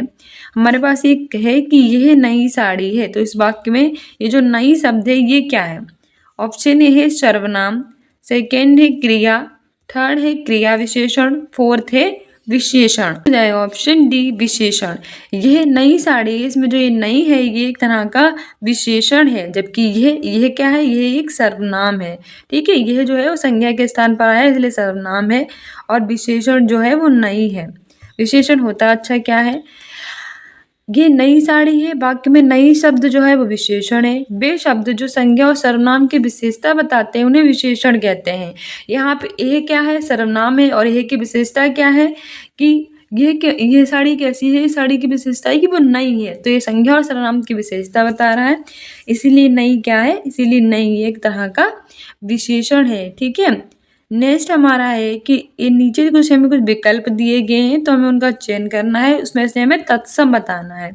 तत्सम वे शब्द होते हैं जो संस्कृत से त्यों के ह्यू के त्यों, जो संस्कृत के ज्यू के त्यों हिंदी में प्रयोग किए जाते हैं बिना किसी परिवर्तन के, तो वे कहलाते हैं तत्सम। तो बताना है तत्सम कौन सा है। ऑप्शन ए है आम्र, सेकेंड है दूध, थर्ड है शहीद, फोर्थ है खिड़की। तो इन चारों में से सही आंसर हो जाएगा ऑप्शन ए आम्र। आम्र एक तरह का तत्सम शब्द है क्योंकि संस्कृत में ज्यू का त्यों वैसे हिंदी में प्रयोग हो गया है संस्कृत का शब्द। आम्र का इस जगह पे अगर आम होता तो आम इसका क्या हो जाएगा? तद्भव हो जाएगा। वहीं दूध एक तरह का तद्भव शब्द है और इसका दुग्ध तत्सम हो जाएगा ना। तो आम्र कैसा है? तत्सम है, इसका तद्भव क्या होगा? आम होगा। जबकि दूध सहित खिड़की ये सब कहते हैं तद्भव में और दूध का तत्सम दुग्ध हो। नेक्स्ट है कि दिए गए विकल्पों में से तद्भव शब्द बताना है। तद्भव वे शब्द होते हैं जो संस्कृत से हिंदी में परिवर्तन के साथ आते हैं। तो ऑप्शन ए है बैंक, ऑप्शन बी है अमीर, थर्ड है अग्नि, फोर्थ है मुंह। तो इसमें से जो ये मुंह शब्द है ये कैसा है, तद्भव है, जबकि ये अग्नि है ये एक तरह का तत्सम शब्द है और इसका तद्भव जो होगा वो आग होगा। ठीक है, तो अग्नि तत्सम है, इसका तद्भव आग होगा। मुंह एक तरह का तद्भव शब्द है, बैंक के तरह का जो है वो इंग्लिश का वर्ड है। तुम्हारी व्याख्या है कि मुंह तद्भव शब्द है। मुंह कैसा शब्द है, तद्भव, इसका मुख होगा तत्सम, मुख कैसा होगा, तत्सम होगा, जबकि अग्नि तत्सम है और इसका तद्भव आग होगा। अमीर एक तरह का अरबी शब्द है, अमीर की बात करें तो अमीर जो है वो अरबी शब्द है, आ से अमीर, आ से अरबी। और बैंक कैसा है, वो हमने अभी को बताया कि बैंक जो है नाम से ही पता चला है कि बैंक अंग्रेजी भाषा का शब्द है और अमीर एक अरबी शब्द है। नेक्स्ट है कि कौन सा शब्द सूर्य का पर्यायवाची नहीं है। पर्यायवाची वे शब्द होते हैं जो समान अर्थ देते हैं, तो हमें बताना है सूर्य का पर्यायवाची कौन सा नहीं है। देखिए नहीं पूछा है। फर्स्ट है दिनकर, सेकंड है रवि, थर्ड है अंशुमाली, फोर्थ है यामिनी। तो इसमें से जो ये यामिनी शब्द है ये सूर्य का पर्यायवाची नहीं है, जबकि दिनकर, अंशुमाली और रवि ये सभी किसके हैं, सूर्य के पर्यायवाची हैं। तो सूर्य के पर्यायवाची कौन कौन से हैं, अंशुमाली, रवि, ठीक है, और दिनकर। जबकि यामिनी है, ये जो यामिनी है ये रात्रि यानी रात का पर्यायवाची है। रात्रि, रात्रि मतलब होता है रात, और रात के पर्यायवाची हैं यामिनी, रात, रेन, रजनी, निशा, निशिथ, छाया, विभावरी, शर्वरी, तमी, तमिस्त्र, समस्त्रा और विभा, ये सब है। तो यामिनी के पर्यायवाची कौन कौन से हैं, यामिनी के हैं रात्रि, रात, रेन, रजनी, निशा, निशिथ, छाया, विभावरी, शौरवरी, तमी, तमिस्त्र, समस्त्रा और विभा। जबकि दिनकर के पर्यायवाची हैं रवि, अंशुमाली, भानु, दिवाकर, भास्कर, प्रभाकर, सविता, आदित्य, ये सब हैं हमारे किसके, सूर्य के पर्यायवाची। बहुत इंपॉर्टेंट है। सूर्य के पर्यायवाची हैं दिनकर, रवि, अंशुमाली, भानु, दिवाकर, भास्कर, प्रभाकर, सविता और आदित्य। जबकि यामिनी के हैं रात, रेन, रजनी, निशा, निशिथ, छाया, विभावरी, सरोवरी, तमी, तमिस्त्र, समस्त्रा और विभा। नेक्स्ट है कि हमें मनोरथ का संधि विच्छेद बताना है। फर्स्ट है मन प्लस रथ, सेकेंड है मन प्लस औरत, थर्ड है मनो प्लस रथ, फोर्थ है मन प्लस रथ। तो मनोरथ का संधि विच्छेद होगा मन प्लस रथ। ठीक है, मन प्लस रथ बराबर मनोरथ। व्याख्या है कि मन विसर्ग प्लस रथ बराबर मनोरथ, इसमें कौन सा है, विसर्ग संधि है। यदि विसर्ग के पहले आ हो और वर्णों का प्रथम और द्वितीय वर्ण को छोड़कर अन्य कोई वर्ग या अलावा हा हो तो आ और विसर्ग का ओ हो जाता है। जैसे अध प्लस गति अधोगति, मन प्लस जा मनोज और मन प्लस हर मनोहर, सब में है विसर्ग संधि। ठीक है, ये सब याद रखना। नेक्स्ट है कि विद्यार्थी उदाहरण है, यानी विद्यार्थी कौन सी संधि का उदाहरण है। फर्स्ट है वृद्धि स्वर संधि का, सेकेंड है गुण स्वर संधि का, थर्ड है व्यंजन संधि का, फोर्थ है दीर्घ स्वर संधि का। तो विद्या प्लस अर्थी बराबर विद्यार्थी, ये दीर्घ स्वर संधि का उदाहरण है। किसका है, दीर्घ स्वर संधि का। बहुत फेमस है कि विद्यार्थी में विद्या प्लस अर्थी बराबर विद्यार्थी दीर्घ स्वर संधि है। यदि प्रथम शब्द के अंत में ह्रस्व अथवा दीर्घ आ, ई, उ, ऋषि में से कोई एक वर्ण हो और द्वितीय शब्द के आदि यानी कि प्रारंभ में उसी के समान वर्ण हो तो दोनों के स्थान पर क्या हो जाता है, दीर्घ। और ये क्या कहलाता है, ये दीर्घ स्वर संधि कहलाता है। ठीक है, वहीं देह प्लस अंत बराबर देहांत, परम प्लस आनंद बराबर परमानंद, रवि प्लस इंद्र बराबर रविंद्र, हरि प्लस ईश बराबर हरीश, मही प्लस इंद्र बराबर महेंद्र, नदी प्लस ईश बराबर नदीश और भानु प्लस उदय बराबर भानुदय। इन सब में कौन सी है, इन सब में ही संधि है दीर्घ स्वर संधि। लघु प्लस उत्ती बराबर लघुत्ती, लघु प्लस उर्मी बराबर लघुर्मी, वधु प्लस उत्सव बराबर वधुत्सव और मात्र प्लस रणम बराबर मातृणम। नेक्स्ट है कि दिग्भ्रम उदाहरण है। फर्स्ट है विसर्ग संधि का, सेकेंड है अयादि स्वर संधि का, थर्ड है व्यंजन संधि का, फोर्थ है यड़ स्वर संधि का। तो दिक् प्लस भ्रम बराबर दिग्भ्रम हो जाता है, दिक् प्लस भ्रम बराबर दिग्भ्रम। तो यहाँ पे व्यंजन संधि है, कौन सी है, व्यंजन संधि। संधि तीन प्रकार की होती है, स्वर संधि, व्यंजन संधि और विसर्ग संधि। ठीक है, और दिक् प्लस भ्रम में व्यंजन संधि है। व्यंजन से स्वर अथवा व्यंजन के मेल से उत्पन्न विकार को हम व्यंजन संधि कहते हैं। इसमें काचर टापक के बाद किसी भी वर्ग का तृतीय या फिर चतुर्थ वर्ण आए तो यारा लावा हो जाता है। ठीक है, और कचटापा के स्थान पर इसके वर्ग का तीसरा हो जाता है। दिक् प्लस दग बराबर दिग्गज, सट प्लस आनन बराबर षडानन, अप प्लस दी बराबर अवधि, अच प्लस आदि बराबर आजाद और तत् प्लस इच्छा बराबर तदिच्छा। इन सब में क्या है, व्यंजन संधि है। नेक्स्ट है कि बिल्ली छत से कूद पड़ी, इसमें कौन सा कारक है? कारक कितने होते हैं? कारक टोटल 8 प्रकार के होते हैं। कौन कौन से हैं? कर्ता ने कर्म को करण से संप्रदान के लिए अपादान से अलगाव संबंध का की के संबोधन है और अधिकरण में पर। ये 8 प्रकार के होते हैं कारक। इसमें कह रहा है बिल्ली छत से कूद पड़ी में कौन सा कारक है? तो यहाँ पे से लगा हुआ है, तो या तो करण कारक होगा या तो अपादान से अलगाव होगा, दो होंगे। तो इसमें से अगर छत से कूद पड़ी तो यहाँ पे छत से अलग हो गए, छत को साथ लेकर तो नहीं कूदी है, तो छत से अलग हो गई है, तो यहाँ पे अपादान से अलगाव होगा। तो अधिकरण ऑप्शन ए, ऑप्शन बी है कर्म, थर्ड है संप्रदान, फोर्थ है अपादान। तो बहुत इजी है कि यहाँ पे छत से कूद पड़ी यानी छत से अलग हो गई तो अपादान से अलगाव होता है, अपादान कारक होगा। वहीं अधिकरण में पर होता है, संप्रदान के लिए होता है, कर्म कारक में होता है। और अगर होता है कि वो चाकू से काटती है फल को तो चाकू के साथ काटती है फल को, चाकू को अलग करके तो नहीं काटती ना, तो वहाँ पे होगा से का मतलब करण कारक, याद रखना। तो बिल्ली छत से कूद पड़ी, इसमें अपादान कारक है।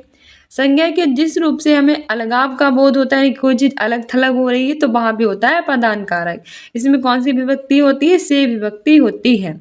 तो ये कारक है और ये विभक्ति है। कर्ता ने कर्म को करण से के द्वारा एक के साथ संप्रदान के लिए को अपादान से पृथकता संबंध का की के रारेरी नानेनी होता है। अधिकरण में पर और संबोधन है जो अरे अजी आरा। ठीक है, नेक्स्ट है कि नीचे लिखे वाक्य के लिए एक शब्द बताइए जो युद्ध में स्थिर रहता है, यानी कि जो युद्ध में स्थिर रहता है उसे क्या कहते हैं?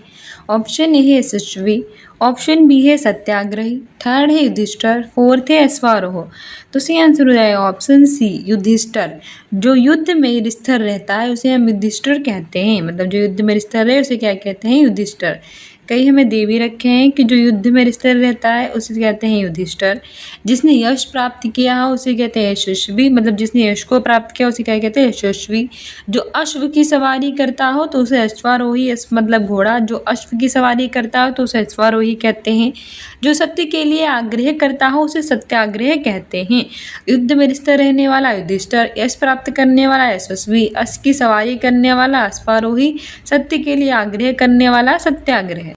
नेक्स्ट है कि शिव कहते हैं। ऑप्शन ए है जो शक्ति की उपासना करता है, सेकंड है जो शिव की उपासना करता है, थर्ड है जो विष्णु की उपासना करता है, फोर्थ है जो किसी की उपासना नहीं करता। तो शिव किसे कहते हैं?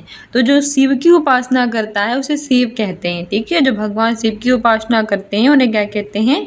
शिव। व्याख्या है कि जो शिव की उपासना करते हैं उन्हें शिव कहते हैं, वहीं जो विष्णु की उपासना करते हैं उन्हें वैष्णव कहते हैं।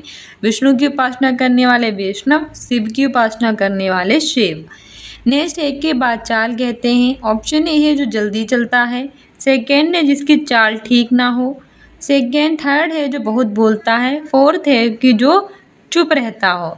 तो बाचाल किसे कहते हैं? तो आप जानते हैं जो बहुत ज़्यादा बोलता है उसे कहते हैं बाचाल। तो बाचाल किसे कहते हैं?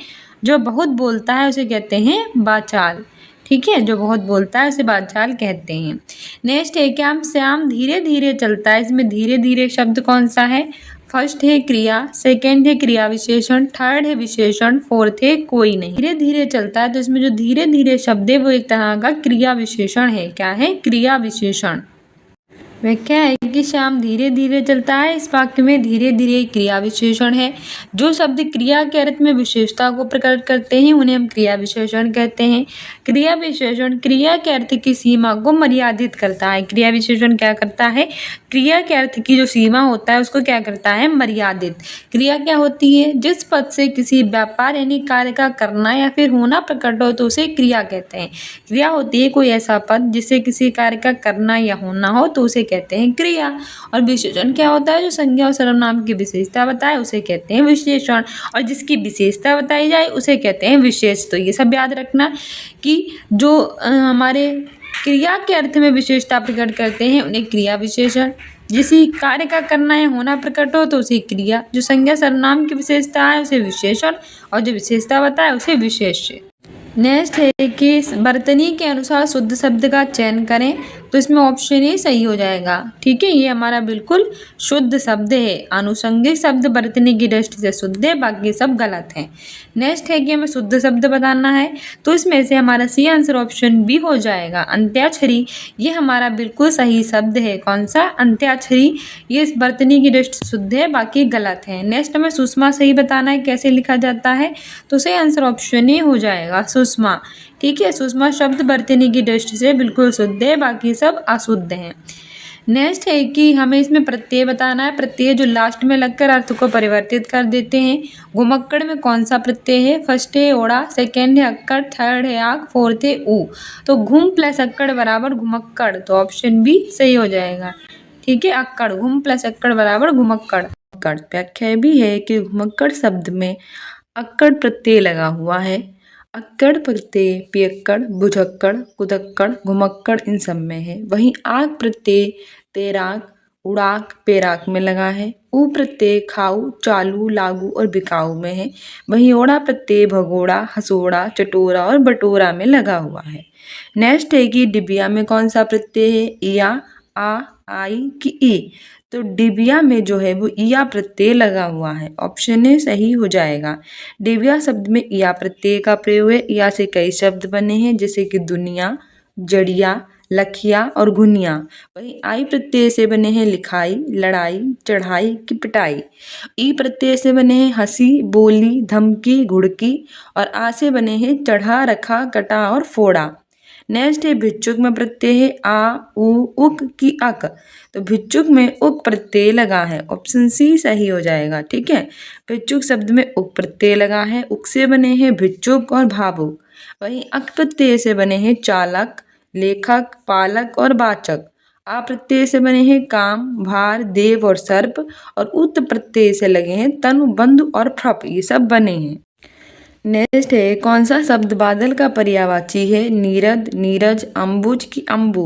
तो बादल का पर्यायवाची है नीरद। ऑप्शन ए सही हो जाएगा। दा का मतलब होता है देने वाला, तो बादल का है नीरद और अम्बुद। ठीक है, ये सब है। जबकि नीरज ये कमल का पर्यायवाची है, अम्बुज भी कमल का है।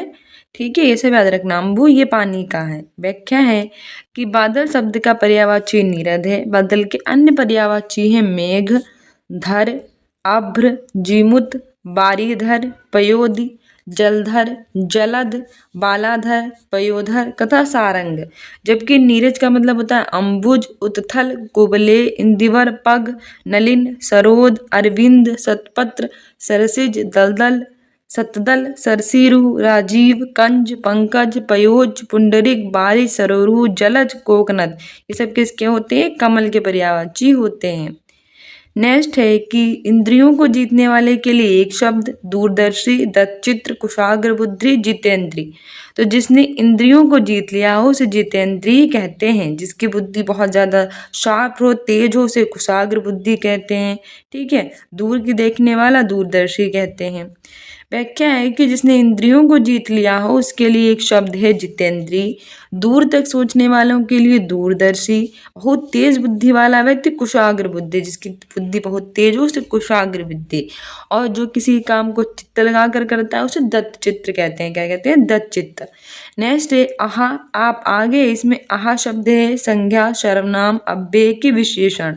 तो आहा, आप आगे, इसमें जो आहा है ये एक तरह का अव्यय है। ठीक है, क्या है? अव्यय है। आहा, आप आगे वाक्य में आहा शब्द क्या है? आहा शब्द अव्यय है। अव्यय ऐसे शब्द को कहते हैं जिसके रूप में लिंग, वचन, पुरुष, कारक इत्यादि के कारण कोई विकार उत्पन्न नहीं होता।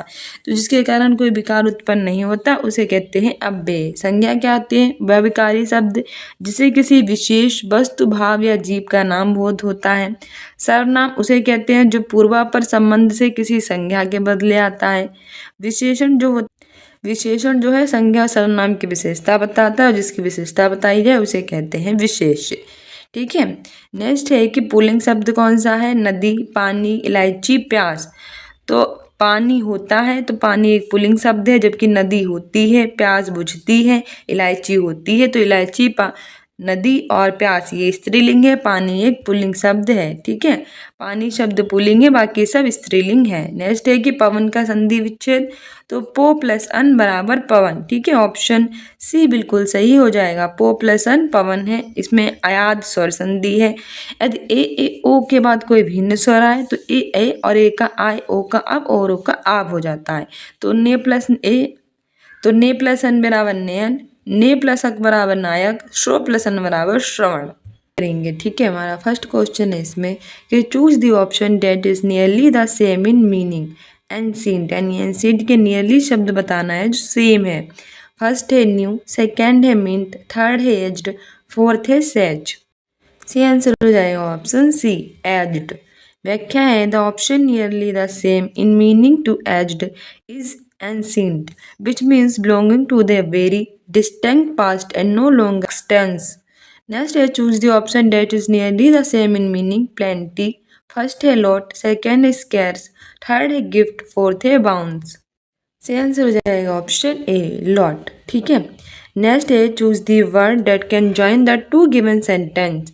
Right properly, don't write at all, but and so और। सी आंसर हो जाएगा ऑप्शन डी और। राइट प्रॉपरली और डोंट राइट एट ऑल। व्याख्या है the word that can join the two given sentence is और। एग्जाम्पल राइट प्रॉपरली और don't write eight all. Next है choose the word that can join the two given sentence. She is pretty, she is proud, what, because, while, not. सी answer हो जाएगा option A but. She is pretty but she is proud. Next व्याख्या है कि the word that can join the two given sentence is what. Example she is pretty but proud. Next है identify the verb in the given sentence. The leaves were yellow and sticky, leaves were yellow sticky. से answer हो जाएगा were. The leaves were yellow and sticky में हमें verb in the given बताना है, तो वर जो है एक प्रकार का यहाँ का क्या है वर्ब है। In the given sentence, the leaves were yellow and sticky. The verb is. Next है choose the plural of the given word. Knife, तो knife, knives, knives की knife ही। तो आंसर हो जाएगा ऑप्शन सी। ठीक है, नेक्स्ट हमारा है कि चूज द करेक्ट स्पेलिंग। तो हमें इसमें से रिसीव की जो है वो करेक्ट स्पेलिंग बतानी है, तो सही आंसर हो जाएगा ऑप्शन डी। ठीक है, RECEIVE रिसीव की सही स्पेलिंग होती है। तो इस तरह से स्पेलिंग्स पूछ लेता है तो सही से देख के जाना कि रिसीव की होती है RECEIVE। नेक्स्ट है कि चूज द करेक्ट स्पेलिंग। हमें इसकी जो है वो इस करेक्ट स्पेलिंग बतानी है। आंसर हो जाएगा ऑप्शन बी। ठीक है, POSSESS इसकी करेक्ट स्पेलिंग है। नेक्स्ट है कि चूज द इनकरेक्ट स्पेलिंग। हमें गलथोमेटिक्स की स्पेलिंग जो है इनकरेक्ट है, जबकि इन सभी की जो स्पेलिंग बिल्कुल सही है। नेक्स्ट है कि is not synonyms of the given word. इसका हमें सिनोनियम जो है वो नहीं है वो बताना है, तो ऑप्शन डी सही हो जाएगा। ठीक है, इसका सिनोनियम नहीं है। नेक्स्ट है कि choose the option to which you can not add ER at its end from a new word.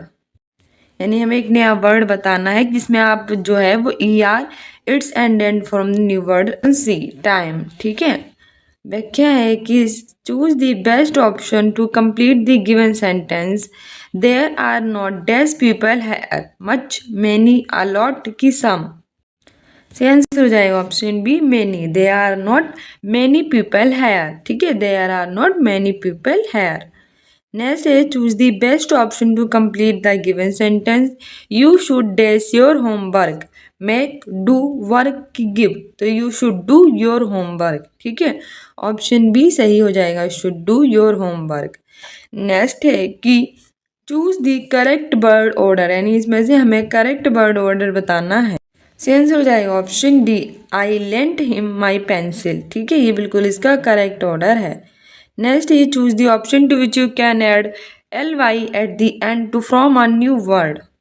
सही आंसर हो जाएगा ऑप्शन बी। ठीक है, ले हो जाएगा। नेक्स्ट है which prefix can be used with the following words. Take, chief, behave, तो नॉन, डिस, इन की मिस, तो सही आंसर हो जाएगा ऑप्शन डी मिस्टेक, मिसचीफ और मिसबिहेव। ये बिल्कुल सही आंसर होगा। नेक्स्ट है fill in the blank with correct preposition. हमें करेक्ट प्रीपोजिशन लगानी है। He deals dash rice in, with, at की ऑन, तो he deals in rice, option A सही हो जाएगा, ही डील्स इन राइस। नेक्स्ट है विच suffix can be used with the following words spoon, mouth, सही आंसर हो जाएगा ऑप्शन डी फुल। ठीक है, फॉलोइंग वर्ड स्पून फुल और माउथ फुल, ऑप्शन डी बिल्कुल सही हो जाएगा। Suffix full can be used with the following words spoon, spoonful और mouthful. A suffix is an affix which is placed after the stem of a word, यानी कि जो प्रत्यय की तरह होते हैं लास्ट में लगकर अर्थ को परिवर्तित करते हैं। नेक्स्ट है कि for the question below choose the best answer, shall we go to the gym now, I am too tired, it's very good, not at all, I suppose you can, सही answer हो जाएगा option C not at all. Shall we go to the gym now, not at all. ठीक है, option C बिल्कुल सही हो जाएगा। The best answer to the question shall we go to the gym now, it's not at all. Next है which is the adjective in the given sentence, the tall girl met a boy, tall girl met की boy, इसमें से हमें adjective बताना है, तो सही answer हो जाएगा option A tall. Tall is adjective. ठीक है, an adjective is a word used to add something to the meaning of a noun. Here is a present sentence girl is a noun which added meaning by a word tall, that is adjective, hence option A is correct. Next, which is not an antonym of the given word, lovely, tall, ugly, trap की awful, तो lovely का हमें antonym बताना है, और जो नहीं है नॉट पूछा है, तो टॉल नहीं है, जबकि अगली, ऑफुल और ड्रेवी सही एंटोनियम हो जाते हैं। एंटोनियम मतलब होता है उल्टा, यानी कि विपरीत शब्द। लवली मतलब होता है बहुत प्यारा, तो अगली मतलब होता है बहुत ही बेकार, ऑफुल माने भी बहुत भद्दा होता है, ड्रेव माने भी बेकार होता है, लेकिन टॉल माने नहीं पूछा है, टॉल माने नहीं होता है, इसने हमसे नहीं पूछा था एंटोनियम लवली का, तो ऑप्शन ए ही सही हो जाएगा। तो आपको क्वेश्चन को सही से पढ़ना होगा, फिर आंसर देने होंगे। वह क्या है कि tall is not the antonym of lovely, whereas ugly, drab and awful are antonym of lovely. Next है कि choose the best answer, what is your city like, option A I have no idea, second it is small but nice, third है I like it's lot, fourth है I don't like it, सही answer option B हो जाएगा, it's small but nice. ठीक है, what is your city like, तो it is small but nice, वो छोटी है लेकिन बहुत प्यारी है। नेक्स्ट है कि identify the adverb in the given sentence, हमें एडवर्ब बताना है। The wicked boy slapped the girl loudly, तो इसमें क्या है कि wicked boy slapped loudly, adverb बताओ कौन सा है, सही आंसर हो जाएगा option D loudly. The wicked boy slapped the girl loudly, इसमें लाउडली जो है क्या है एडवर्ब है। ठीक है, and adverb is a word to add something to the meaning of a verb and adjective और another adverb. In present sentence, adverb loudly add meaning in word stopped. Hence option D is correct. Next है choose the word opposite in meaning to the given word. Drought का हमें opposite बताना है उल्टा। First है flood, second है dryness, third है broad, fourth है रिवर। तो ड्रॉट मतलब होता है सूखा और फ्लड मतलब होता है बाढ़, तो इसका एंटोनियम ऑप्शन ए ही हो जाएगा। The word opposite means to the given word. Drought is flood. Drought means period of time when there is little or no rain, यानी कि वह समय जहाँ बिल्कुल भी सूखा पड़ा हो या बहुत ही कम बारिश होती हो। ठीक है, नेक्स्ट है choose the word opposite in meaning to the given word. Ability, ability का अपोजिट बताना है बिलोम। फर्स्ट है फेसिबिलिटी, सेकेंड है अनएबिलिटी, थर्ड है डिसेबिलिटी, फोर्थ है इनएबिलिटी, सही आंसर हो जाएगा ऑप्शन डी इनएबिलिटी। एबिलिटी का अपोजिट इनएबिलिटी होता है। ठीक है, the opposite of ability is inability. Next है choose the correct word order. First है म्यूजिक जैक क्लब्स, सेकेंड है म्यूजिक क्लब जैक, थर्ड है जैक क्लब्स म्यूजिक, फोर्थ है जैक म्यूजिक क्लब्स। सही आंसर हो जाएगा correct word order Jack clubs music. क्या हो जाएगा Jack clubs music. Basically sentence pattern S plus B plus O follows option C Jack loves music, यानी subject verb और object. ठीक है, तो जैक लव्स म्यूजिक। नेक्स्ट है choose the correct pronoun. It was my brother who went with her, she, he की his, तो it was my brother who went with हर। ठीक है, ऑप्शन ए सही हो जाएगा। The correct pronoun is her. Example it was my brother who went with her.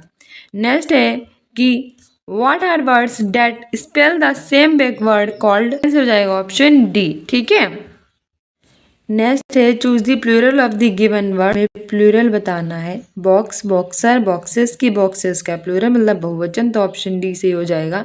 Boxes जो है वो इसका बहुवचन है। The plural of boxes boxes. Next है कि choose the singular of the given word, एक वचन बताना है। लीव्स का लीव, लीव, लीव के नन ऑफ दीज, तो लीव हो जाता है। ठीक है, लीव्स का लीव हो जाता है। ऑप्शन बी सही हो जाएगा। न्यूनतम संख्याओं का योगफल है 9999, सेकेंड है 10,000, थर्ड है 10,999, फोर्थ है 11,999।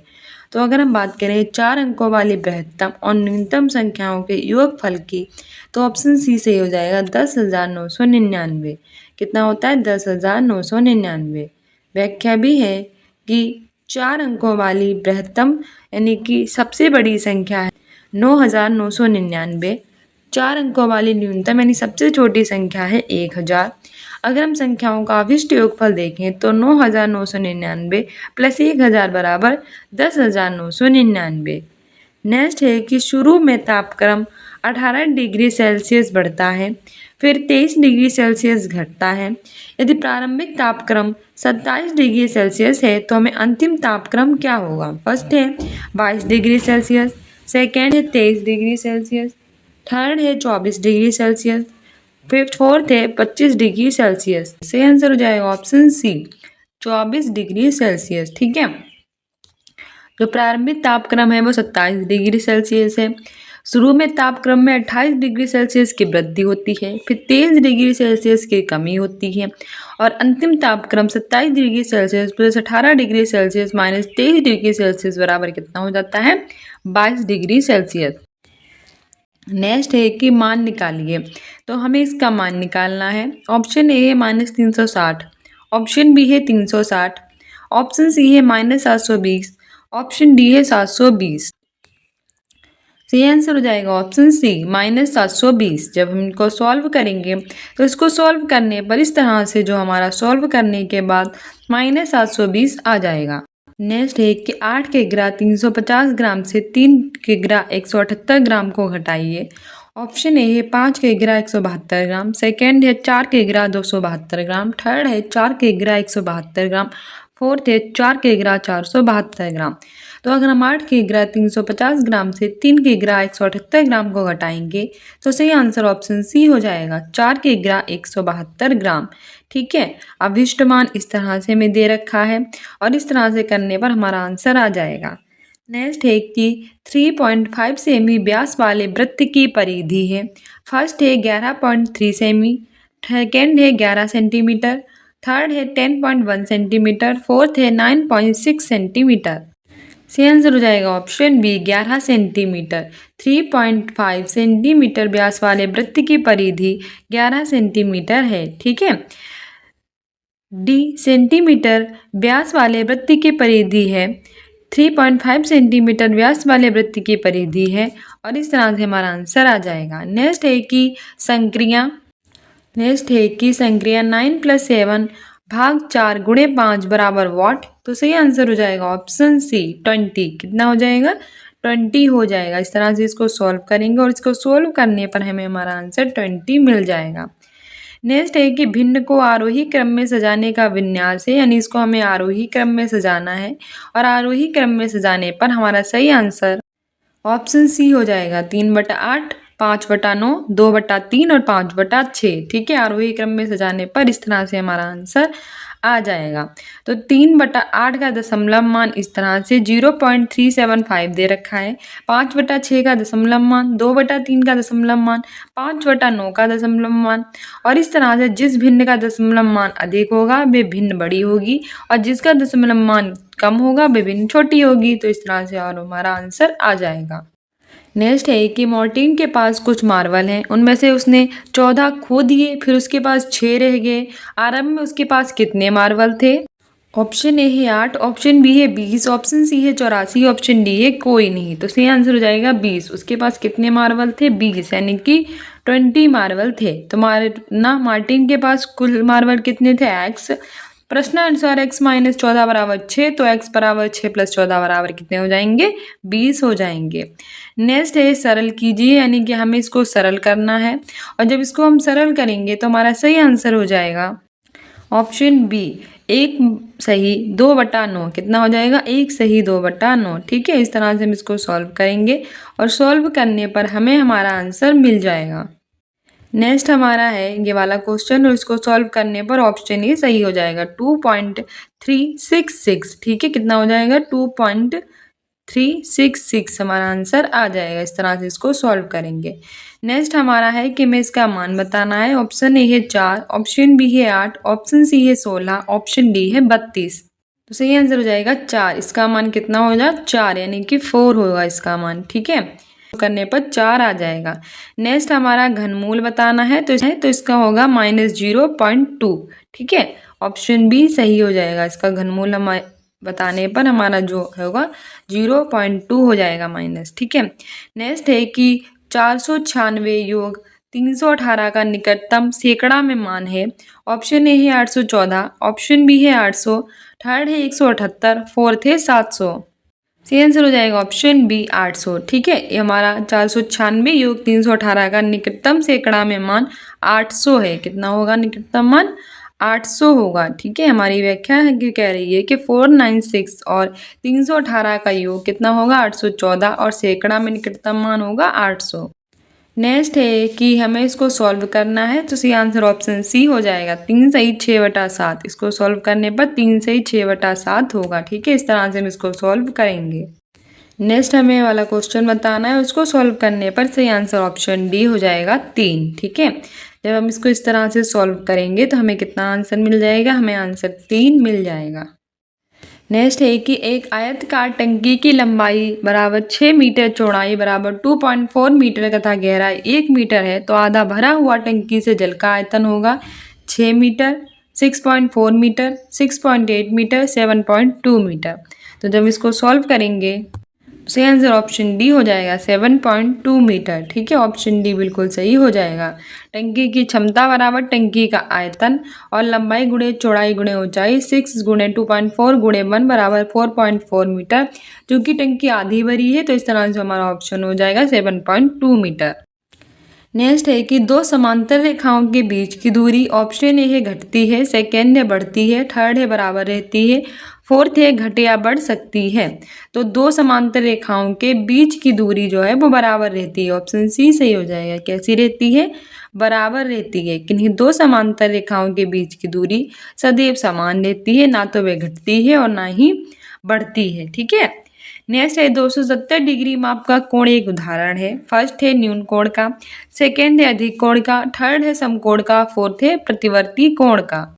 सही आंसर हो जाएगा ऑप्शन डी प्रतिवर्ती कोण का। 270 डिग्री माप का कोण ये प्रतिवर्ती कोण का उदाहरण है। ठीक है, हम जानते हैं कि 90 डिग्री छोटे कोण बराबर न्यून कोण, 90 डिग्री का कोण बराबर समकोण, 90 डिग्री से बड़े तथा 180 डिग्री से छोटे कोण यानी कि अधिक कोण, 180 डिग्री का कोण ऋजु या सरल कोण बताता है और 180 से बड़े कोण 270 भी ये बृहत या प्रतिवर्ती जो है कोण कहलाते हैं।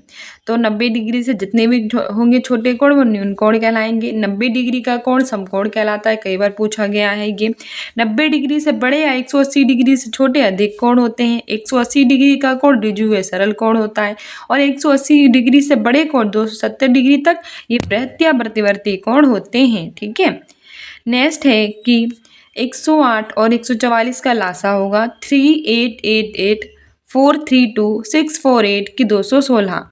सही आंसर हो जाएगा ऑप्शन बी 432। 108 और 144 का लासा कितना होगा? 432 होगा। ठीक है, 108 और 144 का लासा हम इस तरह से इसको सॉल्व करेंगे। तो इस तरह से इसको सॉल्व करने पर हमारा आंसर सही आ जाएगा। कितना आ जाएगा हमारा आंसर? 432। ठीक है, अब इस लासा कितना होगा? 432 होगा। नेक्स्ट है कि एक त्रिभुज की भुजाओं की माप 5 सेंटीमीटर, 12 सेंटीमीटर तथा 13 सेंटीमीटर है। तो त्रिभुज का हमें प्रकार बताना है। फर्स्ट है समबाहु त्रिभुज, सेकेंड है समुद्विबाहु त्रिभुज, थर्ड है अधिकोण त्रिभुज, फोर्थ है समकोण त्रिभुज। सही आंसर हो जाएगा ऑप्शन डी समकोण त्रिभुज। एक त्रिभुज की भुजाओं की माप 5 सेंटीमीटर, 12 सेंटीमीटर और 13 सेंटीमीटर है, तो त्रिभुज का प्रकार कैसा होगा? ये समकोण त्रिभुज होगा। ठीक है, हम जानते हैं कि समबाहु त्रिभुज में सभी भुजाएं समान, समद्विबाहु त्रिभुज में कोई दो भुजा समान होती है। 5, 12 और 13 सेंटीमीटर भुजाओं वाले त्रिभुज समकोण त्रिभुज हैं। ठीक है, इस तरह से जब हम इसको सॉल्व करेंगे तो हमारा आंसर आ जाएगा। नेक्स्ट है कि नो ट्राईसाइकिल में कितने पहिए होंगे? जो नो ट्राईसाइकिल है उसमें पहिए बताने हैं कितने होंगे। फर्स्ट है 3, सेकेंड है 27, थर्ड है 9, फोर्थ है 18। तो सही आंसर हो जाएगा ऑप्शन बी 27 यानी कि 27। नो ट्राईसाइकिल में 27 यानी कि 27 पहिए होंगे। ठीक है, एक साइकिल बराबर एक चक्कर बराबर एक पहिया, 3 साइकिल या एक ट्राईसाइकिल बराबर 3 पहिया, 9 ट्राईसाइकिल 9 गुणे 3 बराबर 27 पहिया। कितने होंगे? 27 पहिया होंगे।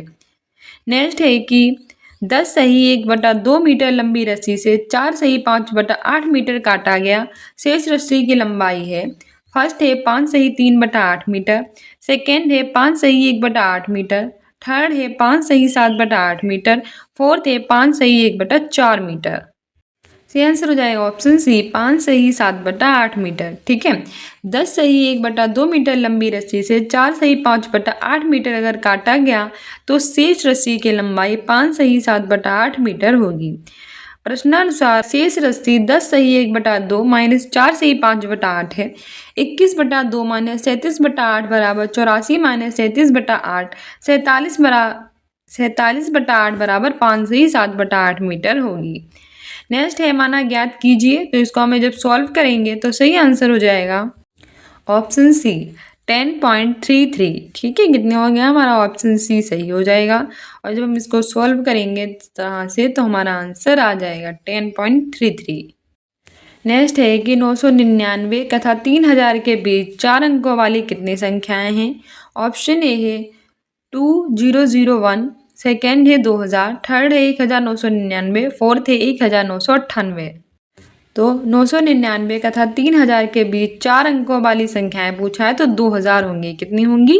2000 होंगी। ठीक है, 999 और 3000 के बीच 4 अंकों वाली संख्याएं 3000 1 से 3 अंक तक की कुल संख्याएं माइनस 1, तो इस तरह से 2000 हो जाएंगी। नेक्स्ट है कि बिना कोई शेषफल के निम्न में से कौन सी संख्या 9361 को विभाजित करती है? ऑप्शन ए है 19, ऑप्शन बी है 17, ऑप्शन सी है 13, ऑप्शन डी है 11। सही आंसर हो जाएगा ऑप्शन डी 11। बिना कोई शेषफल के 11 जो संख्या है 9361 को क्या करती है? विभाजित करती है। तो 9361 एक ऐसी संख्या है जिसके सम और विषम स्थान के योगों का अंतर 9 + 6 - 3 + 1 बराबर 5 - 4 बराबर 11 है। इस 11 से बिना कोई शेषफल के विभाजित हो जाएगी। ठीक है, नेक्स्ट है कि 1 सही 1/2 में कितने आधे हैं? सही आंसर ऑप्शन ए है 1, ऑप्शन बी है 2, ऑप्शन सी है 3, ऑप्शन डी है कोई नहीं। सही आंसर हो जाएगा ऑप्शन सी 3। 1 सही 1/2 में 3 आधे हैं। कितने आधे हैं? 3 आधे हैं। ठीक है, इस तरह से जब हम इसको सॉल्व करेंगे तो सही आंसर हो जाएगा। नेक्स्ट हमारा है, इसको हमें सॉल्व करना है, तो इसको सॉल्व करने पर सही आंसर ऑप्शन सी हो जाएगा 70। और इसको सॉल्व करने पर ऑप्शन ए है 37, ऑप्शन बी है 38, ऑप्शन सी है 73, ऑप्शन डी है 83। तो उसको सॉल्व करने पर सही आंसर ऑप्शन ए हो जाएगा 37। ठीक है, कितना हो जाएगा हमारा आंसर? 37 हो जाएगा। नेक्स्ट है 8.2 सेंटीमीटर लंबी प्रत्येक भुजा वाले वर्ग की परिसीमा क्या है? ऑप्शन ए है 64.16 सेंटीमीटर, ऑप्शन बी है 67.24 सेंटीमीटर, ऑप्शन सी है 32.8 सेंटीमीटर, ऑप्शन डी है 16.2 सेंटीमीटर। तो सही आंसर ऑप्शन डी हो जाएगा। 8.2 सेंटीमीटर लंबी प्रत्येक भुजा वाले वर्ग की परिसीमा 32.8 सेंटीमीटर है। कितनी है? 32.8 सेंटीमीटर। ठीक है, इसको हम सॉल्व करेंगे तो 8.2 सेंटीमीटर लंबाई वाले वर्ग की परिसीमा वर्ग का परिमाप बराबर भुजा गुणे 4, 8.2 गुणे 4 बराबर 32.8 सेंटीमीटर है। नेक्स्ट है कि एक टीन के बर्तन में 20 लीटर पेट्रोल है, रिसाव के कारण 3 लीटर पेट्रोल की हानि हुई, तो टीन के बर्तन में कितना प्रतिशत पेट्रोल रह गया? तो ये 85% रह गया। कितना प्रतिशत रह गया? 85%। ठीक है। व्याख्या भी है कि 3 लीटर रिसाव के कारण बचा हुआ पेट्रोल है 20 माइनस 3 बराबर 17 लीटर, और शेष पेट्रोल का प्रतिशत 17/20 गुणे 100 प्रतिशत बराबर 17 गुणे 5 प्रतिशत बराबर 85% होगा। नेक्स्ट है कि 3 पेंसिल का मूल्य है 20 रुपये, तो 6 दर्जन का मूल्य क्या है? 40 है, 48 है, 480 है कि 400 है? तो अगर 3 पेंसिल का मूल्य 20 है तो 6 दर्जन का मूल्य होगा 480। कितना होगा?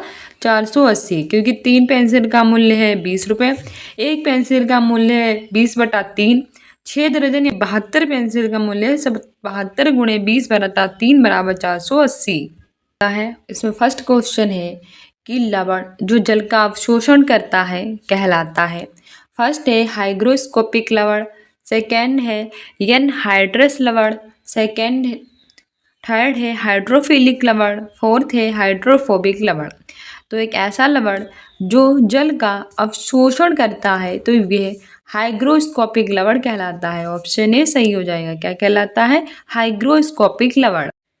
व्याख्या है कि हाइग्रोस्कोपिक लवण की प्रमुख विशेषता होती है कि अपने आसपास उपस्थित जल के अणुओं को अपनी तरह आकर्षित करके उनका अवशोषण कर लेता है। किसकी? हाइग्रोस्कोपिक लवण की क्या विशेषता होती है कि अपने आसपास उपस्थित जो जल के अणु होते हैं उनको अपनी तरह आकर्षित करके उसको क्या कर लेते हैं? उसको अवशोषण कर लेते हैं। क्या कर लेते हैं? अवशोषण। कि पारिस्थितिक तंत्र एवं प्राकृतिक अधिवासों का संरक्षण तथा उनके प्राकृतिक वातावरणों में प्रजातियों का जीवनक्षम जनसंख्या का रखरखाव एवं प्रतिप्राप्ति के लिए प्रयुक्त पद है। फर्स्ट है क्रोड परिसंरक्षण, सेकेंड है स्वस्थानीय संरक्षण, थर्ड है अपस्थानीय संरक्षण, फोर्थ है परिधीय संरक्षण। तो इसमें हमारा सी आंसर ऑप्शन बी हो जाएगा, स्वस्थानीय संरक्षण। ठीक है। हमारी व्याख्या है कि स्वस्थानीय संरक्षण ये पारिस्थितिक तंत्र और प्राकृतिक अधिवासों का संरक्षण और प्राकृतिक वातावरण में प्रजातियों का जीवनक्षम जनसंख्या का रखरखाव एवं प्रतिप्राप्ति के लिए प्रयुक्त होता है पद। और इस तरह के संरक्षण के लिए प्राकृतिक वन, चारागाह, मैदान, नदियाँ, झील, इन सबका भी संरक्षण जो होता है वो किया जाता है, जिसके लिए जो प्राकृतिक आवास है उनको निषिद्ध क्षेत्र जैसे कि राष्ट्रीय उद्यान, वन्यजीव अभ्यारण्य, इन सबको घोषित कर दिया जाता है। जबकि बहिस्थानीय यानी कि अब स्थानीय संरक्षण के अंतर्गत संकटपान्य वन्य, इन सब का संरक्षण किया जाता है। ठीक है। नेक्स्ट है कि समुद्री कच्छपों को जीवंत जीवाश्म कहा जाता है क्योंकि वे 150 मिलियन वर्षों से अधिक समय से पृथ्वी में उपस्थित हैं। भारतीय उपमहाद्वीप के जल भागों में पाए जाने वाले 5 प्रजातियों के समुद्री कच्छप में सबसे अधिक संख्या किसकी है? ऑप्शन ए है कैनाप्स रिडले, सेकेंड है लॉगर हैट, थर्ड है ऑलिव रिडले, फोर्थ है प्लैटबैक।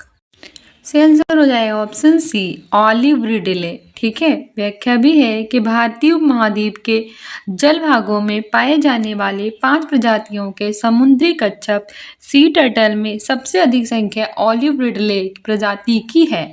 नेक्स्ट है कि विश्व उष्मायन के लिए निम्न में से कौन एक कारक है? फर्स्ट है वाहनों से निकली गैसें, सेकेंड है पेड़ पौधों से निकली गैसें, थर्ड है भट्टियों से निकली गर्म हवा, फोर्थ है रसोई गैस। सही आंसर हो जाएगा ऑप्शन ए, वाहनों से निकली गैसें। विश्व उष्मायन के लिए जो एक कारक है वो वाहनों से निकली गैसें हैं। ठीक है। वाहनों से निकलती गैसें हैं ये विश्व उष्मायन यानी कि ग्लोबल वार्मिंग के लिए CO2, N2O, CH4 आदि गैसें होती हैं उत्तरदायी। ये गैसें वाहनों के इंजनों के दहन से अत्यधिक मात्रा में उत्सर्जित होती हैं। ये गैसें वायुमंडल में पहुंचकर विश्व उष्मायन जैसी समस्याओं को क्या करती हैं? पैदा करती हैं। नेक्स्ट है कि धातुमय प्रस्तर किसे कहा जाता है? फर्स्ट है बिटुमिन, सेकेंड है बॉक्साइट, थर्ड है मेटालाइट, फोर्थ है अयस्क। सी आंसर हो जाएगा ऑप्शन डी, अयस्क। धातुमय प्रस्तर जो है वो अयस्क को कहते हैं। किसे कहते हैं? धातुमय प्रस्तर अयस्क को कहते हैं। अयस्क यानी कि और को हम धातुमय प्रस्तर कहते हैं। अयस्क से ही विभिन्न प्रकार के धातुओं की होती है प्राप्ति। अयस्क से क्या होती है? कई प्रकार के धातुओं की प्राप्ति होती है। नेक्स्ट है कि पेड़ पौधे प्रदूषण को घटाते हैं क्योंकि वो अवशोषण करते हैं, यानी कि पेड़ पौधे प्रदूषण को घटाते हैं, किसका अवशोषण भी करते हैं। फर्स्ट है सल्फर डाइऑक्साइड, सेकेंड है कार्बन डाइऑक्साइड, थर्ड है कार्बन मोनोऑक्साइड, फोर्थ है नाइट्रोजन। तो सही आंसर हो जाएगा ऑप्शन बी, कार्बन डाइऑक्साइड यानी कि CO2। पेड़ पौधे क्या करते हैं कि प्रदूषण को घटाते हैं क्योंकि वे कार्बन डाइऑक्साइड यानी कि CO2 का अवशोषण करते हैं। व्याख्या भी है कि पेड़ पौधे जो प्रदूषण होता है उसको घटाते हैं क्योंकि वे कार्बन डाइऑक्साइड यानी CO2 का करते हैं अवशोषण, और ऑक्सीजन यानी कि O2 का करते हैं उत्सर्जन। किसका करते हैं? ऑक्सीजन का उत्सर्जन करते हैं। नेक्स्ट है कि भूकंप मापा जाता है, नहीं भूकंप किससे मापते हैं। फर्स्ट है वॉफार्ड पैमाने में, सेकेंड है डेसिबल में, थर्ड है न्यूटन में, फोर्थ है रिक्टर पैमाने में। तो अगर भूकंप की बात करें तो भूकंप रिक्टर पैमाने में मापा जाता है। किस में मापते हैं? रिक्टर पैमाने में मापते हैं। व्याख्या भी है कि भूकंप की जो तीव्रता होती है उसको मापने के लिए हम रिक्टर पैमाने का प्रयोग करते हैं, और रिक्टर पैमाना जो है वो सिस्मोग्राफ यंत्र में लगा रहता है। रिक्टर पैमाना किस में लगा रहता है? सिस्मोग्राफ यंत्र में लगा रहता है। नेक्स्ट हमारा कह रहा है कि महासागरों में जल स्तर वृद्धि का कारण है, यानी महासागर में जल स्तर वृद्धि होती है, उसका कारण क्या है महासागरों में। फर्स्ट है कि ध्रुवीय प्रदेश में बर्फ का पिघलना, सेकेंड है अत्यधिक वर्षा, थर्ड है अम्ल वर्षा, फोर्थ है इनमें से कोई नहीं। सी आंसर हो जाएगा ऑप्शन ए, ध्रुवीय प्रदेश में बर्फ का पिघलना। महासागरों में जल स्तर वृद्धि का क्या कारण है, यानी महासागर में जल स्तर में क्यों वृद्धि होती है? क्योंकि ध्रुवीय प्रदेश में बर्फ का क्या करना? बर्फ का पिघलना। ठीक है। व्याख्या भी है कि वैश्विक ऊष्मन के प्रभाव से पृथ्वी का जो तापमान है ये बढ़ रहा है, तथा तापमान के बढ़ने से पहाड़ों तथा ध्रुवीय प्रदेशों में जमे बर्फ जो होते हैं वो पिघलने लगते हैं, जिसके कारण पिघले हुए बर्फ के जो जल महासागरों में आते हैं और महासागरों का जल स्तर क्या होता है? बढ़ने लगता है। ठीक है। तो किसके कारण? वैश्विक ऊष्मन के प्रभाव से। क्या होता है वैश्विक ऊष्मन के प्रभाव से? पृथ्वी का जो तापमान होता है वो क्या हो जाता है? बढ़ जाता है। और तापमान के बढ़ने से क्या होता है कि पहाड़ों में और जो ध्रुवीय प्रदेश है उसमें जो बर्फ जमी होती है वो कैसी होने लगती है? पिघलने लगती है, और पिघले हुए बर्फ के जल महासागरों में क्या होते? आ जाते, जिससे महासागरों का जल स्तर क्या होता है? बढ़ने लगता है। ठीक है। नेक्स्ट है कि वातावरण में अत्यधिक हानिकारक सल्फर मिश्रित गैस है। फर्स्ट है यस, सेकेंड है H2S, थर्ड है SF6, फोर्थ है SO2। सही आंसर हो जाएगा ऑप्शन डी, SO2 यानी कि सल्फर डाइऑक्साइड। वातावरण में अत्यधिक हानिकारक सल्फर मिश्रित गैस पूछा है तो हमारे वातावरण में बहुत ज़्यादा हानिकारक सल्फर मिश्रित गैस जो है SO2 यानी सल्फर डाइऑक्साइड है। ठीक है। तो वातावरण में अत्यधिक हानिकारक सल्फर गैस ऑक्साइड के रूप में होती है, और ये होती है सल्फर डाइऑक्साइड यानी कि SO2। ठीक है। नेक्स्ट है कि वायु प्रदूषण को कम किया जा सकता है, कि हम वायु प्रदूषण को कैसे कम कर सकते हैं। फर्स्ट है वृक्ष लगाकर, सेकेंड है मछलियों के द्वारा, थर्ड है जंतुओं के द्वारा, और फोर्थ है सूर्य के प्रकाश से। सही आंसर हो जाएगा ऑप्शन ए, वृक्षों द्वारा। वायु प्रदूषण को कैसे कम कर सकते हैं? तो वायु प्रदूषण को हम वृक्षों के द्वारा कम कर सकते हैं, यानी कि ज़्यादा से ज़्यादा वृक्ष लगाकर हम वायु प्रदूषण को कम कर सकते हैं। व्याख्या है कि कार्बन डाइऑक्साइड गैस के उत्सर्जन से वायु प्रदूषण में वृद्धि होती है। कार्बन डाइऑक्साइड गैस के उत्सर्जन के क्या होती है कि जो वायु प्रदूषण होता है उसमें क्या होती है? वृद्धि, और इस वृद्धि को हम वनीकरण यानी वृक्षारोपण के द्वारा रोक सकते हैं। ज़्यादा से ज़्यादा वृक्ष लगाकर हम इसको रोक सकते हैं, क्योंकि जो वृक्ष होते हैं ये कार्बन डाइऑक्साइड यानी O2 के होते हैं अवशोषण, और ऑक्सीजन यानी O2 का क्या करते हैं? उत्सर्जन ये करते हैं, इसीलिए। नेक्स्ट है बहुत इजी और बहुत फेमस कि विश्व पर्यावरण दिवस है वर्ल्ड इन्वायरमेंट डे कब मनाया जाता है। फर्स्ट है 5 नवंबर को, सेकेंड है 5 जनवरी को, थर्ड है 5 जून को, फोर्थ है 5 सितंबर को। तो सही आंसर हो जाएगा ऑप्शन सी, 5 जून। विश्व पर्यावरण दिवस यानी कि वर्ल्ड इन्वायरमेंट डे ये हम 5 जून को मनाते हैं। व्याख्या भी है कि विश्व पर्यावरण जो है उसकी समस्याओं के प्रति जागरूकता फैलाने के लिए 5 जून को हम विश्व पर्यावरण दिवस मनाते हैं। यानी पर्यावरण में कई सारी प्रॉब्लम्स होती हैं और उनके सॉल्यूशन के लिए हम 5 जून को मनाते हैं वर्ल्ड इन्वायरमेंट डे। ये सबसे पहले जो था ये 1972 में स्कॉटलैंड में एक जो थी वो आयोजित हुई थी बैठक, उसमें पर्यावरण के मुद्दों पर विचार किया गया था। तो सबसे पहले कब मनाया गया? 1972 में। ठीक है, कहाँ आयोजित हुई थी? स्कॉटलैंड में आयोजित हुई थी बैठक। नेक्स्ट है कि सूर्य के हानिकारक किरणों से पृथ्वी को कौन सा स्तर सुरक्षित रहता है? यानी कि जो सूर्य की हानिकारक किरणें होती हैं, इनसे हमारी पृथ्वी का कौन सा स्तर होता है सुरक्षित? फर्स्ट है आयन मंडल, सेकेंड है ओजोन मंडल, थर्ड है क्षोभ मंडल, फोर्थ है चुंबक मंडल। तो अगर हम सूर्य के हानिकारक किरणों से बात करें तो ओजोन स्तर कौन सा रहता है? ऑप्शन बी सही हो जाएगा, ओजोन स्तर। समताप मंडल के निचले हिस्से में ओजोन गैस की एक परत पाई जाती है। जो हमारा समताप मंडल होता है यानी स्ट्रेटोस्फीयर होता है, तो इसके कौन से हिस्से में? निचले वाले हिस्से में क्या पाई जाती है? ओजोन गैस की परत, जिसमें क्या कहते हैं, जिसे हम ओजोन मंडल कहते हैं। क्या कहते हैं? ओजोन मंडल। वहीं जो ओजोन परत होती है सूर्य से आने वाली हानिकारक किरणों यानी कि जो परावैंगनी किरणें होती हैं उनको कर लेती हैं अवशोषित, और परावैंगनी किरणों से पृथ्वी की उष्णता में होती है वृद्धि, और अनेक प्रकार के शारीरिक विकार क्या हो जाते हैं?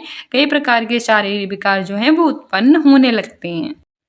नेक्स्ट है कि किसी जगह के फ्लोरा और फेना सूचित करता है। ऑप्शन ए है पेड़ पौधों और जंतुओं को, ऑप्शन बी है मछलियों और पेड़ पौधों को, ऑप्शन सी है जंतुओं और मछलियों को, और ऑप्शन डी है पंछियों और पेड़ पौधों को। तो अगर किसी जगह के फ्लोरा और फेना की बात करी जाए तो फ्लोरा और फेना ये पेड़ पौधे और जंतुओं को करता है सूचित। किसको? पेड़ पौधों को और जंतुओं को। व्याख्या भी है कि फ्लोरा और फेना ये पेड़ पौधों और जंतुओं की उपस्थिति को करते हैं इंगित। वनस्पति विज्ञान में अंग्रेजी शब्द यानी फ्लोरा के दो अर्थ होते हैं। एक वनस्पति जो कि आमतौर पर किसी विशेष क्षेत्र में प्राकृतिक रूप से उत्पन्न हुई वनस्पति या स्थानीय वनस्पति के वर्णन के लिए, और जबकि जो फ्लोरा होता है ये पुस्तक या अन्य कार्य जिसमें कि वनस्पतियां और पौधों के रेखा चित्र के साथ विभिन्न प्रकार के पौधों की पहचान और वितरण होते हैं। ठीक है, विवरण उनके लिए संदर्भित होता है। तो वनस्पति के अध्ययन के साथ वनस्पति को तैयार करना क्या कहलाता है? फ्लोरोस्टिक्स कहलाता है। क्या कहलाता है? फ्लोरोस्टिक्स। नेक्स्ट है कि पारिस्थितिक तंत्र का कौन सा एग्जाम्पल है यानी उदाहरण है? फर्स्ट है वायु, सेकेंड है तालाब, थर्ड है जल, फोर्थ है मृदा। तो अगर पारिस्थितिक तंत्र की बात करें तो तालाब, ठीक है, तालाब क्या होता है? पारिस्थितिक तंत्र का होता है उदाहरण। व्याख्या है कि जो तालाब है वो एक प्रकार का क्या होता है? पारिस्थितिक तंत्र का उदाहरण है, क्योंकि तालाब में ही जीव अजीव तत्वों के साथ साथ जीव जंतुओं तथा पेड़ पौधों की उपस्थिति होती है। क्योंकि तालाब में क्या होता है? जो जीव अजीव तत्व होते हैं इनके साथ साथ जो जीव जंतु होते हैं और जो पेड़ पौधे होते हैं इनकी होती है उपस्थिति। नेक्स्ट है कि कौन जीवी कारक नहीं है? इनमें से हमें जीवी कारक बताना है कौन सा नहीं है। फर्स्ट है पेड़ पौधे, सेकेंड है जंतु, थर्ड है सूक्ष्म जीव, फोर्थ है प्रस्तर। सही आंसर हो जाएगा ऑप्शन डी प्रस्तर। ठीक है, प्रस्तर एक जीवी कारक नहीं है। ठीक है, कौन सा नहीं है? तो नहीं पूछा है तो प्रस्तर हो जाएगा। जबकि जंतु, पेड़ पौधे, सूक्ष्म जीव ये सब क्या सभी होते हैं जीवी कारक। व्याख्या है कि प्रस्तर एक अजीव कारक है, जबकि पेड़ पौधे, जंतु और सूक्ष्म कैसे हैं? जैविक कारक हैं। नेक्स्ट है कि अधिकतर पेड़ पौधे कहाँ पाए जाते हैं? स्थल मंडल में, जल मंडल में, वायुमंडल में, प्रकाश मंडल में। तो पेड़ पौधों की बात करें तो ये स्थल मंडल में पाए जाते हैं। अधिकतर पेड़ पौधे कहाँ पाए जाते हैं? स्थल मंडल में पाए जाते हैं। ठीक है, व्याख्या भी है कि ज़्यादातर जो पेड़ पौधे हैं ये स्थल मंडल में पाए जाते हैं, क्योंकि स्थल मंडल पे वे सभी तत्व हमें आसानी से पेड़ पौधे द्वारा प्राप्त कर सकते हैं जिनमें वृद्धि और विकास के लिए आवश्यक है। यानी कि जो वृद्धि और विकास के लिए आवश्यक होते हैं वो सभी हमें पेड़ पौधे कहाँ पाए जाते हैं? स्थल मंडल पर। ठीक है, नेक्स्ट है कि अन्य मृत जंतुओं पर निर्भर करने वाले प्राणी को कहते हैं। यानी कि ऐसे प्राणी जो किसी अन्य मृत यानी मरे हुए जंतुओं पर निर्भर करते हैं उन्हें क्या कहते हैं? फर्स्ट है पैरासाइट, सेकेंड है डिकम्पोजर, थर्ड है स्कैवेंजर, फोर्थ है ओमनिवोर। सही आंसर हो जाएगा ऑप्शन सी स्कैवेंजर। जो अन्य मृत जंतु हैं उन पर निर्भर करने वाले प्राणी को हम स्कैवेंजर कहते हैं। ठीक है, जो मरे हुए जंतु हैं इन पर निर्भर करने वाले जो प्राणी है उसको क्या कहते हैं? स्कैवेंजर कहते हैं। ठीक है, व्याख्या भी है कि स्कैवेंजर मांसाहारी और शाकाहारी दोनों होते हैं, जो कि पर्यावरण में मृत जीव जंतुओं और मृत पेड़ पौधों पर अपना जीवन को निर्वाह करते हैं, जैसे मक्खी, गिद्ध आदि। तो इसके व्यंजक कैसे होते हैं? मांसाहारी होते हैं, और कैसे होते हैं? ये शाकाहारी भी दोनों तरह से होते हैं। ठीक है, और ये जो होते हैं, ये हमारे पर्यावरण में जो मृत जीव जंतु होते हैं और मृत पेड़ पौधे होते हैं, उन पर अपने जीवन को करते हैं निर्वाह। जैसे कि क्या हो गया, मक्खी हो गया, गिद्ध हो गया। नेक्स्ट है सीएनजी किसका रूप है? Clean natural gas, compressed natural gas, carbonised natural gas, carburetted natural gas. तो सीएनजी यानी कंप्रेस्ड नेचुरल गैस, ठीक है, ऑप्शन बी सही हो जाएगा। सीएनजी यानी कि कंप्रेस्ड नेचुरल गैस का है उदाहरण। व्याख्या है कि सीएनजी जो है ये कंप्रेस्ड नेचुरल गैस यानी कि दावित प्राकृतिक गैस का है प्रयोग वाहनों में ईंधन के रूप में करते हैं। इससे वायु प्रदूषण जो रहता है वो नहीं होता है। वास्तव में सीएनजी प्राकृतिक रूप में पाए जाने वाले ज्वलनशील जो गैस होती है उसको अत्यधिक दबाव के अंदर रखने से बने जो तरल है उनको कहते हैं। और इस गैस को वाहनों में प्रयोग करने के लिए 200 से लेकर 250 के ग्राम प्रति वर्ग सेंटीमीटर तक दबाते हैं। और प्राकृतिक गैस की तरह ही सीएनजी के अवयव हैं। कौन से हैं? मीथेन, इथेन और प्रोपेन। कौन से हैं? मीथेन, इथेन और प्रोपेन है। और सीएनजी की full form compressed natural gas है। नेक्स्ट है कि कौन विश्व उष्मायन का कारण है, यानी इस पैसे में विश्व उष्मायन का कारण बताना है। फर्स्ट है जल प्रदूषण, सेकेंड है मृदा प्रदूषण, थर्ड है वायु प्रदूषण, फोर्थ है ध्वनि प्रदूषण। तो अगर हम विश्व उष्मायन की बात करें तो विश्व उष्मायन का जो कारण है ये है वायु प्रदूषण, ठीक है, एयर पोल्यूशन जो है ये विश्व उष्मायन का है कारण। व्याख्या है कि वायु प्रदूषण वह स्थिति होती है जिसमें अवांछनीय गैस बहुत अधिक मात्रा में वायुमंडल में हो जाती है जमा और सूर्य से आने वाली किरणों को पुनः वापस नहीं जाने देते। परिणाम स्वरूप सूर्य द्वारा प्रदान ऊष्मा यहीं पर बनी रहती है और पृथ्वी के तापमान को बढ़ाने में करती है सहायता और वैश्विक ऊष्मा यानी कि ग्लोबल वार्मिंग के लिए समस्या पैदा करती है। किसके? ग्लोबल वार्मिंग के लिए। नेक्स्ट है कि महासागर ने पृथ्वी पृष्ठ के अधिकांश जगह को आवृत किया है जो है लगभग। फर्स्ट है 3/4, सेकेंड है 1/2, थर्ड है 1/4, फोर्थ है 2/3। तो हमारे महासागर ने पृथ्वी पृष्ठ के अधिकांश जगह को किया है आवृत और जो कि कितना है? 3/4 है। कितना है? लगभग 3/4 है, ठीक है। तो पृथ्वी के जलीय भाग को जलमंडल कहते हैं। पृथ्वी का जो जलीय वाला भाग है उसको क्या कहते हैं? जलमंडल, जिसमें सागर, नदियाँ और महासागर होते हैं शामिल। तो हमारे पृथ्वी का जलीय वाला भाग जो है क्या कहलाता है? जलमंडल कहलाता है। इसमें जो सागर, नदियाँ और महासागर होते हैं शामिल। वहीं पृथ्वी के लगभग 3/4 भाग पर जलमंडल होता है स्थित, परंतु महासागर का विस्तार 2/3 भाग पर है। तो जलमंडल कितने पे रहता है? 3/4 पर और महासागर का विस्तार कितना है? 2/3 भाग पर है, ठीक है। कितना है? 2/3 भाग पर। नेक्स्ट है कि स्टेलाक्राइट स्टेलेग्माइट के निक्षेपण होता है, यानी स्टेलेक्वाइट और स्टेलेग्माइट के निक्षेपण क्या होता है? फर्स्ट है सिलिका, सेकेंड है मैग्नीशियम कार्बोनेट, थर्ड है कैल्शियम कार्बोनेट और फोर्थ है सोडियम कार्बोनेट। तो सही आंसर हो जाएगा ऑप्शन सी, कैल्शियम कार्बोनेट। स्टेलेकाइट और स्टेलेगामाइट के निक्षेपण जो है वो कैल्शियम कार्बोनेट के हैं। किसके हैं? कैल्शियम कार्बोनेट के हैं। नेक्स्ट है कि कौन सा वायु प्रदूषण का एक उदाहरण है? एयर पोल्यूशन का एग्जाम्पल पूछ रहा है। धुआं और कोहरा वगैरह होता है, वाहनों से निकलने वाली गैसें होती हैं, जलती हुई लकड़ी, चारकोल्स की होती है सभी। तो कॉमन सी बात है कि वायु प्रदूषण क्या करता है? धुआं होता है, कोहरा होता है, वाहनों से निकलने वाली गैसें होती हैं, चारकोल से निकली गैसें होती है सभी। तो ऑप्शन डी सही हो जाएगा कि ये सभी हैं, ठीक है। वायु प्रदूषण के कारण क्या है? ये सभी हैं। व्याख्या भी है कि धुआं एवं कोहरा, वाहनों से निकलने वाली गैसें और जलती हुई लकड़ी और तारकोल के जलने से निकलने वाली गैसें ये सभी वायु प्रदूषण के लिए होती हैं जिम्मेदार यानी उत्तरदायी। नेक्स्ट है कि भारत तथा दूसरे देशों में प्रदूषण को रोकने के लिए बनाए गए नियम देश का प्रयोग रोकता है। फर्स्ट है कागज के थैले, सेकेंड है प्लास्टिक के थैले, थर्ड है नायलॉन के थैले, फोर्थ है चमड़े के थैले।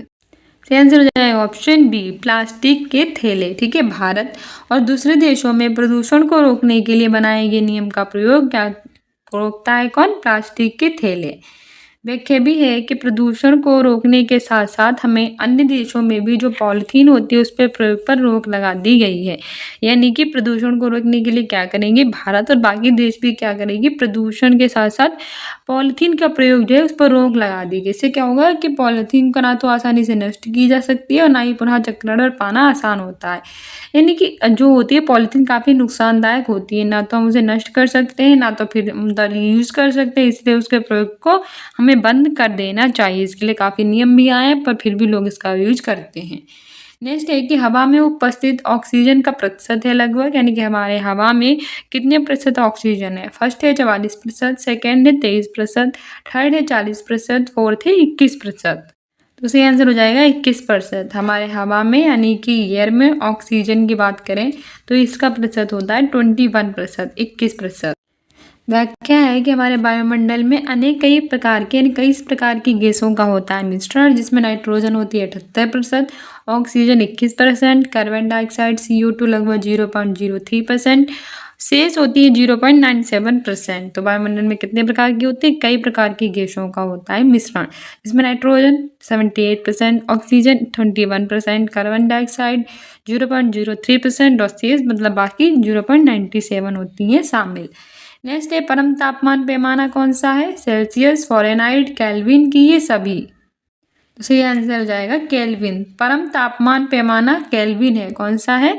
केल्विन है। ठीक है, परम तापक्रम पैमाना केल्विन पैमाना होता है। परम तापक्रम जो होता है वो टी में सूचित किया जाता है। तो परम ताप टी बराबर 273 डिग्री सेल्सियस से टी डिग्री सेल्सियस। ठीक है।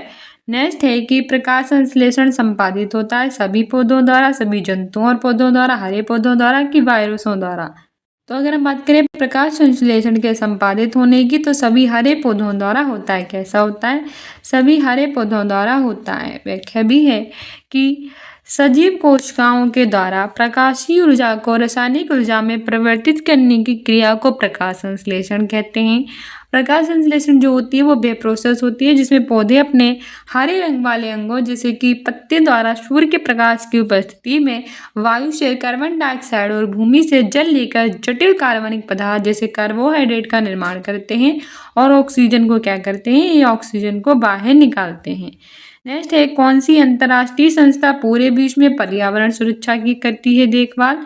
WWF, WHO, पेटा की UN। UN मतलब यूनाइटेड नेशनल और WHO ने वर्ल्ड हेल्थ ऑर्गेनाइजेशन। तो इस वाले क्वेश्चन में हमें रिपीटेड में बोनस मार्क्स मिला था। ठीक है, होता क्या है कि कुछ क्वेश्चंस ऐसे होते हैं जो विवादित होते हैं, उसमें बोनस मार्क्स मिलता है। तो UN यानी अंतर्राष्ट्रीय संस्था पूरे विश्व में पर्यावरण सुरक्षा की करती है देखभाल। WHO अंतर्राष्ट्रीय संस्था विश्व में स्वास्थ्य संबंधी देखभाल करती है। WWF और पेटा ये लुप्त प्राय जीवों और सामान्य संरक्षण करती है, इसलिए इसमें मिला था बोनस। नेक्स्ट है कि कीटनाशकों के अत्यधिक इस्तेमाल से क्या होता है? वायु प्रदूषण, ध्वनि, जल की ये सभी। तो अगर हम आंसर हो जाएगा ऑप्शन सी जल प्रदूषण। ठीक है, कीटनाशकों के अत्यधिक प्रयोग से क्या होता है? इस्तेमाल से जल प्रदूषण में वृद्धि होती है। नेक्स्ट है कि ध्वनि या ध्वनि प्रदूषण किससे मापते हैं? फोन में, डेसी में, डेसिबल में, डेसिमल में। तो ध्वनि या फिर जो ध्वनि प्रदूषण होता है ये डेसिबल में मापते हैं। किस में मापते हैं? डेसिबल में। ठीक है, तो ध्वनि या फिर ध्वनि प्रदूषण मापने की इकाई जो होती है वो क्या होती है? ये होती है डेसिबल। सामान्यतः जो एक व्यक्ति होता है वो 70 से 80 डेसिबल तीव्रता की ध्वनि को सहन करता है और इससे अत्यधिक तीव्रता जो होती है तीव्रता वो क्या करती है कि ये करती है ध्वनि प्रदूषण उत्पन्न। तो ध्वनि या ध्वनि प्रदूषण क्या मापने की इकाई क्या है? डेसिबल है। 70 से 80 डेसिबल तीव्रता की ध्वनि को क्या कर सकती है? सहन कर सकती है। नेक्स्ट है कौन पर्यावरण के लिए हानिकारक है? कागज, कपड़ा, धातु, प्लास्टिक। तो कॉमन सी बात है प्लास्टिक। प्लास्टिक जो होती है वो हमारे पर्यावरण का जो है उसके लिए होती है हानिकारक। व्याख्या भी है कि प्लास्टिक का उपयोग करना हमारे इन्वायरमेंट के लिए होता है हानिकारक। इसे ना तो नष्ट कर सकते और ना ही पुनर्चक्रण कर सकते हैं, यानी रीयूज भी नहीं कर सकते और नष्ट भी नहीं कर सकते, इसलिए हानिकारक होती है। सो डी स्टूडेंट्स, ये था हमारा उत्तर प्रदेश शिक्षक पात्रता परीक्षा प्राथमिक स्तर लेवल 1 to 5 का 13 नवंबर 2011 को हुआ था प्रीवियस ईयर का पेपर। I hope you like this video. If like it then like, subscribe and share and don't forget to subscribe my channel. साथ ही आप हमारे चैनल को इंस्टाग्राम, टेलीग्राम और मुझ पर भी फॉलो कर सकते हैं। कम्युनिटी पोस्ट में आंसर देख सकते हैं, सारे शॉर्ट्स जो है वो देख सकते हैं, आपके लिए काफ़ी इंपॉर्टेंट है। और हमें बता भी सकते हैं कि आपको किस टॉपिक पे वीडियो चाहिए, सीटेट के चाहिए, यूपीटेट के, लेखपाल के, होम गार्ड के, किस तरह के चाहिए, वही हम आपके लिए लेकर आएंगे। Thank you.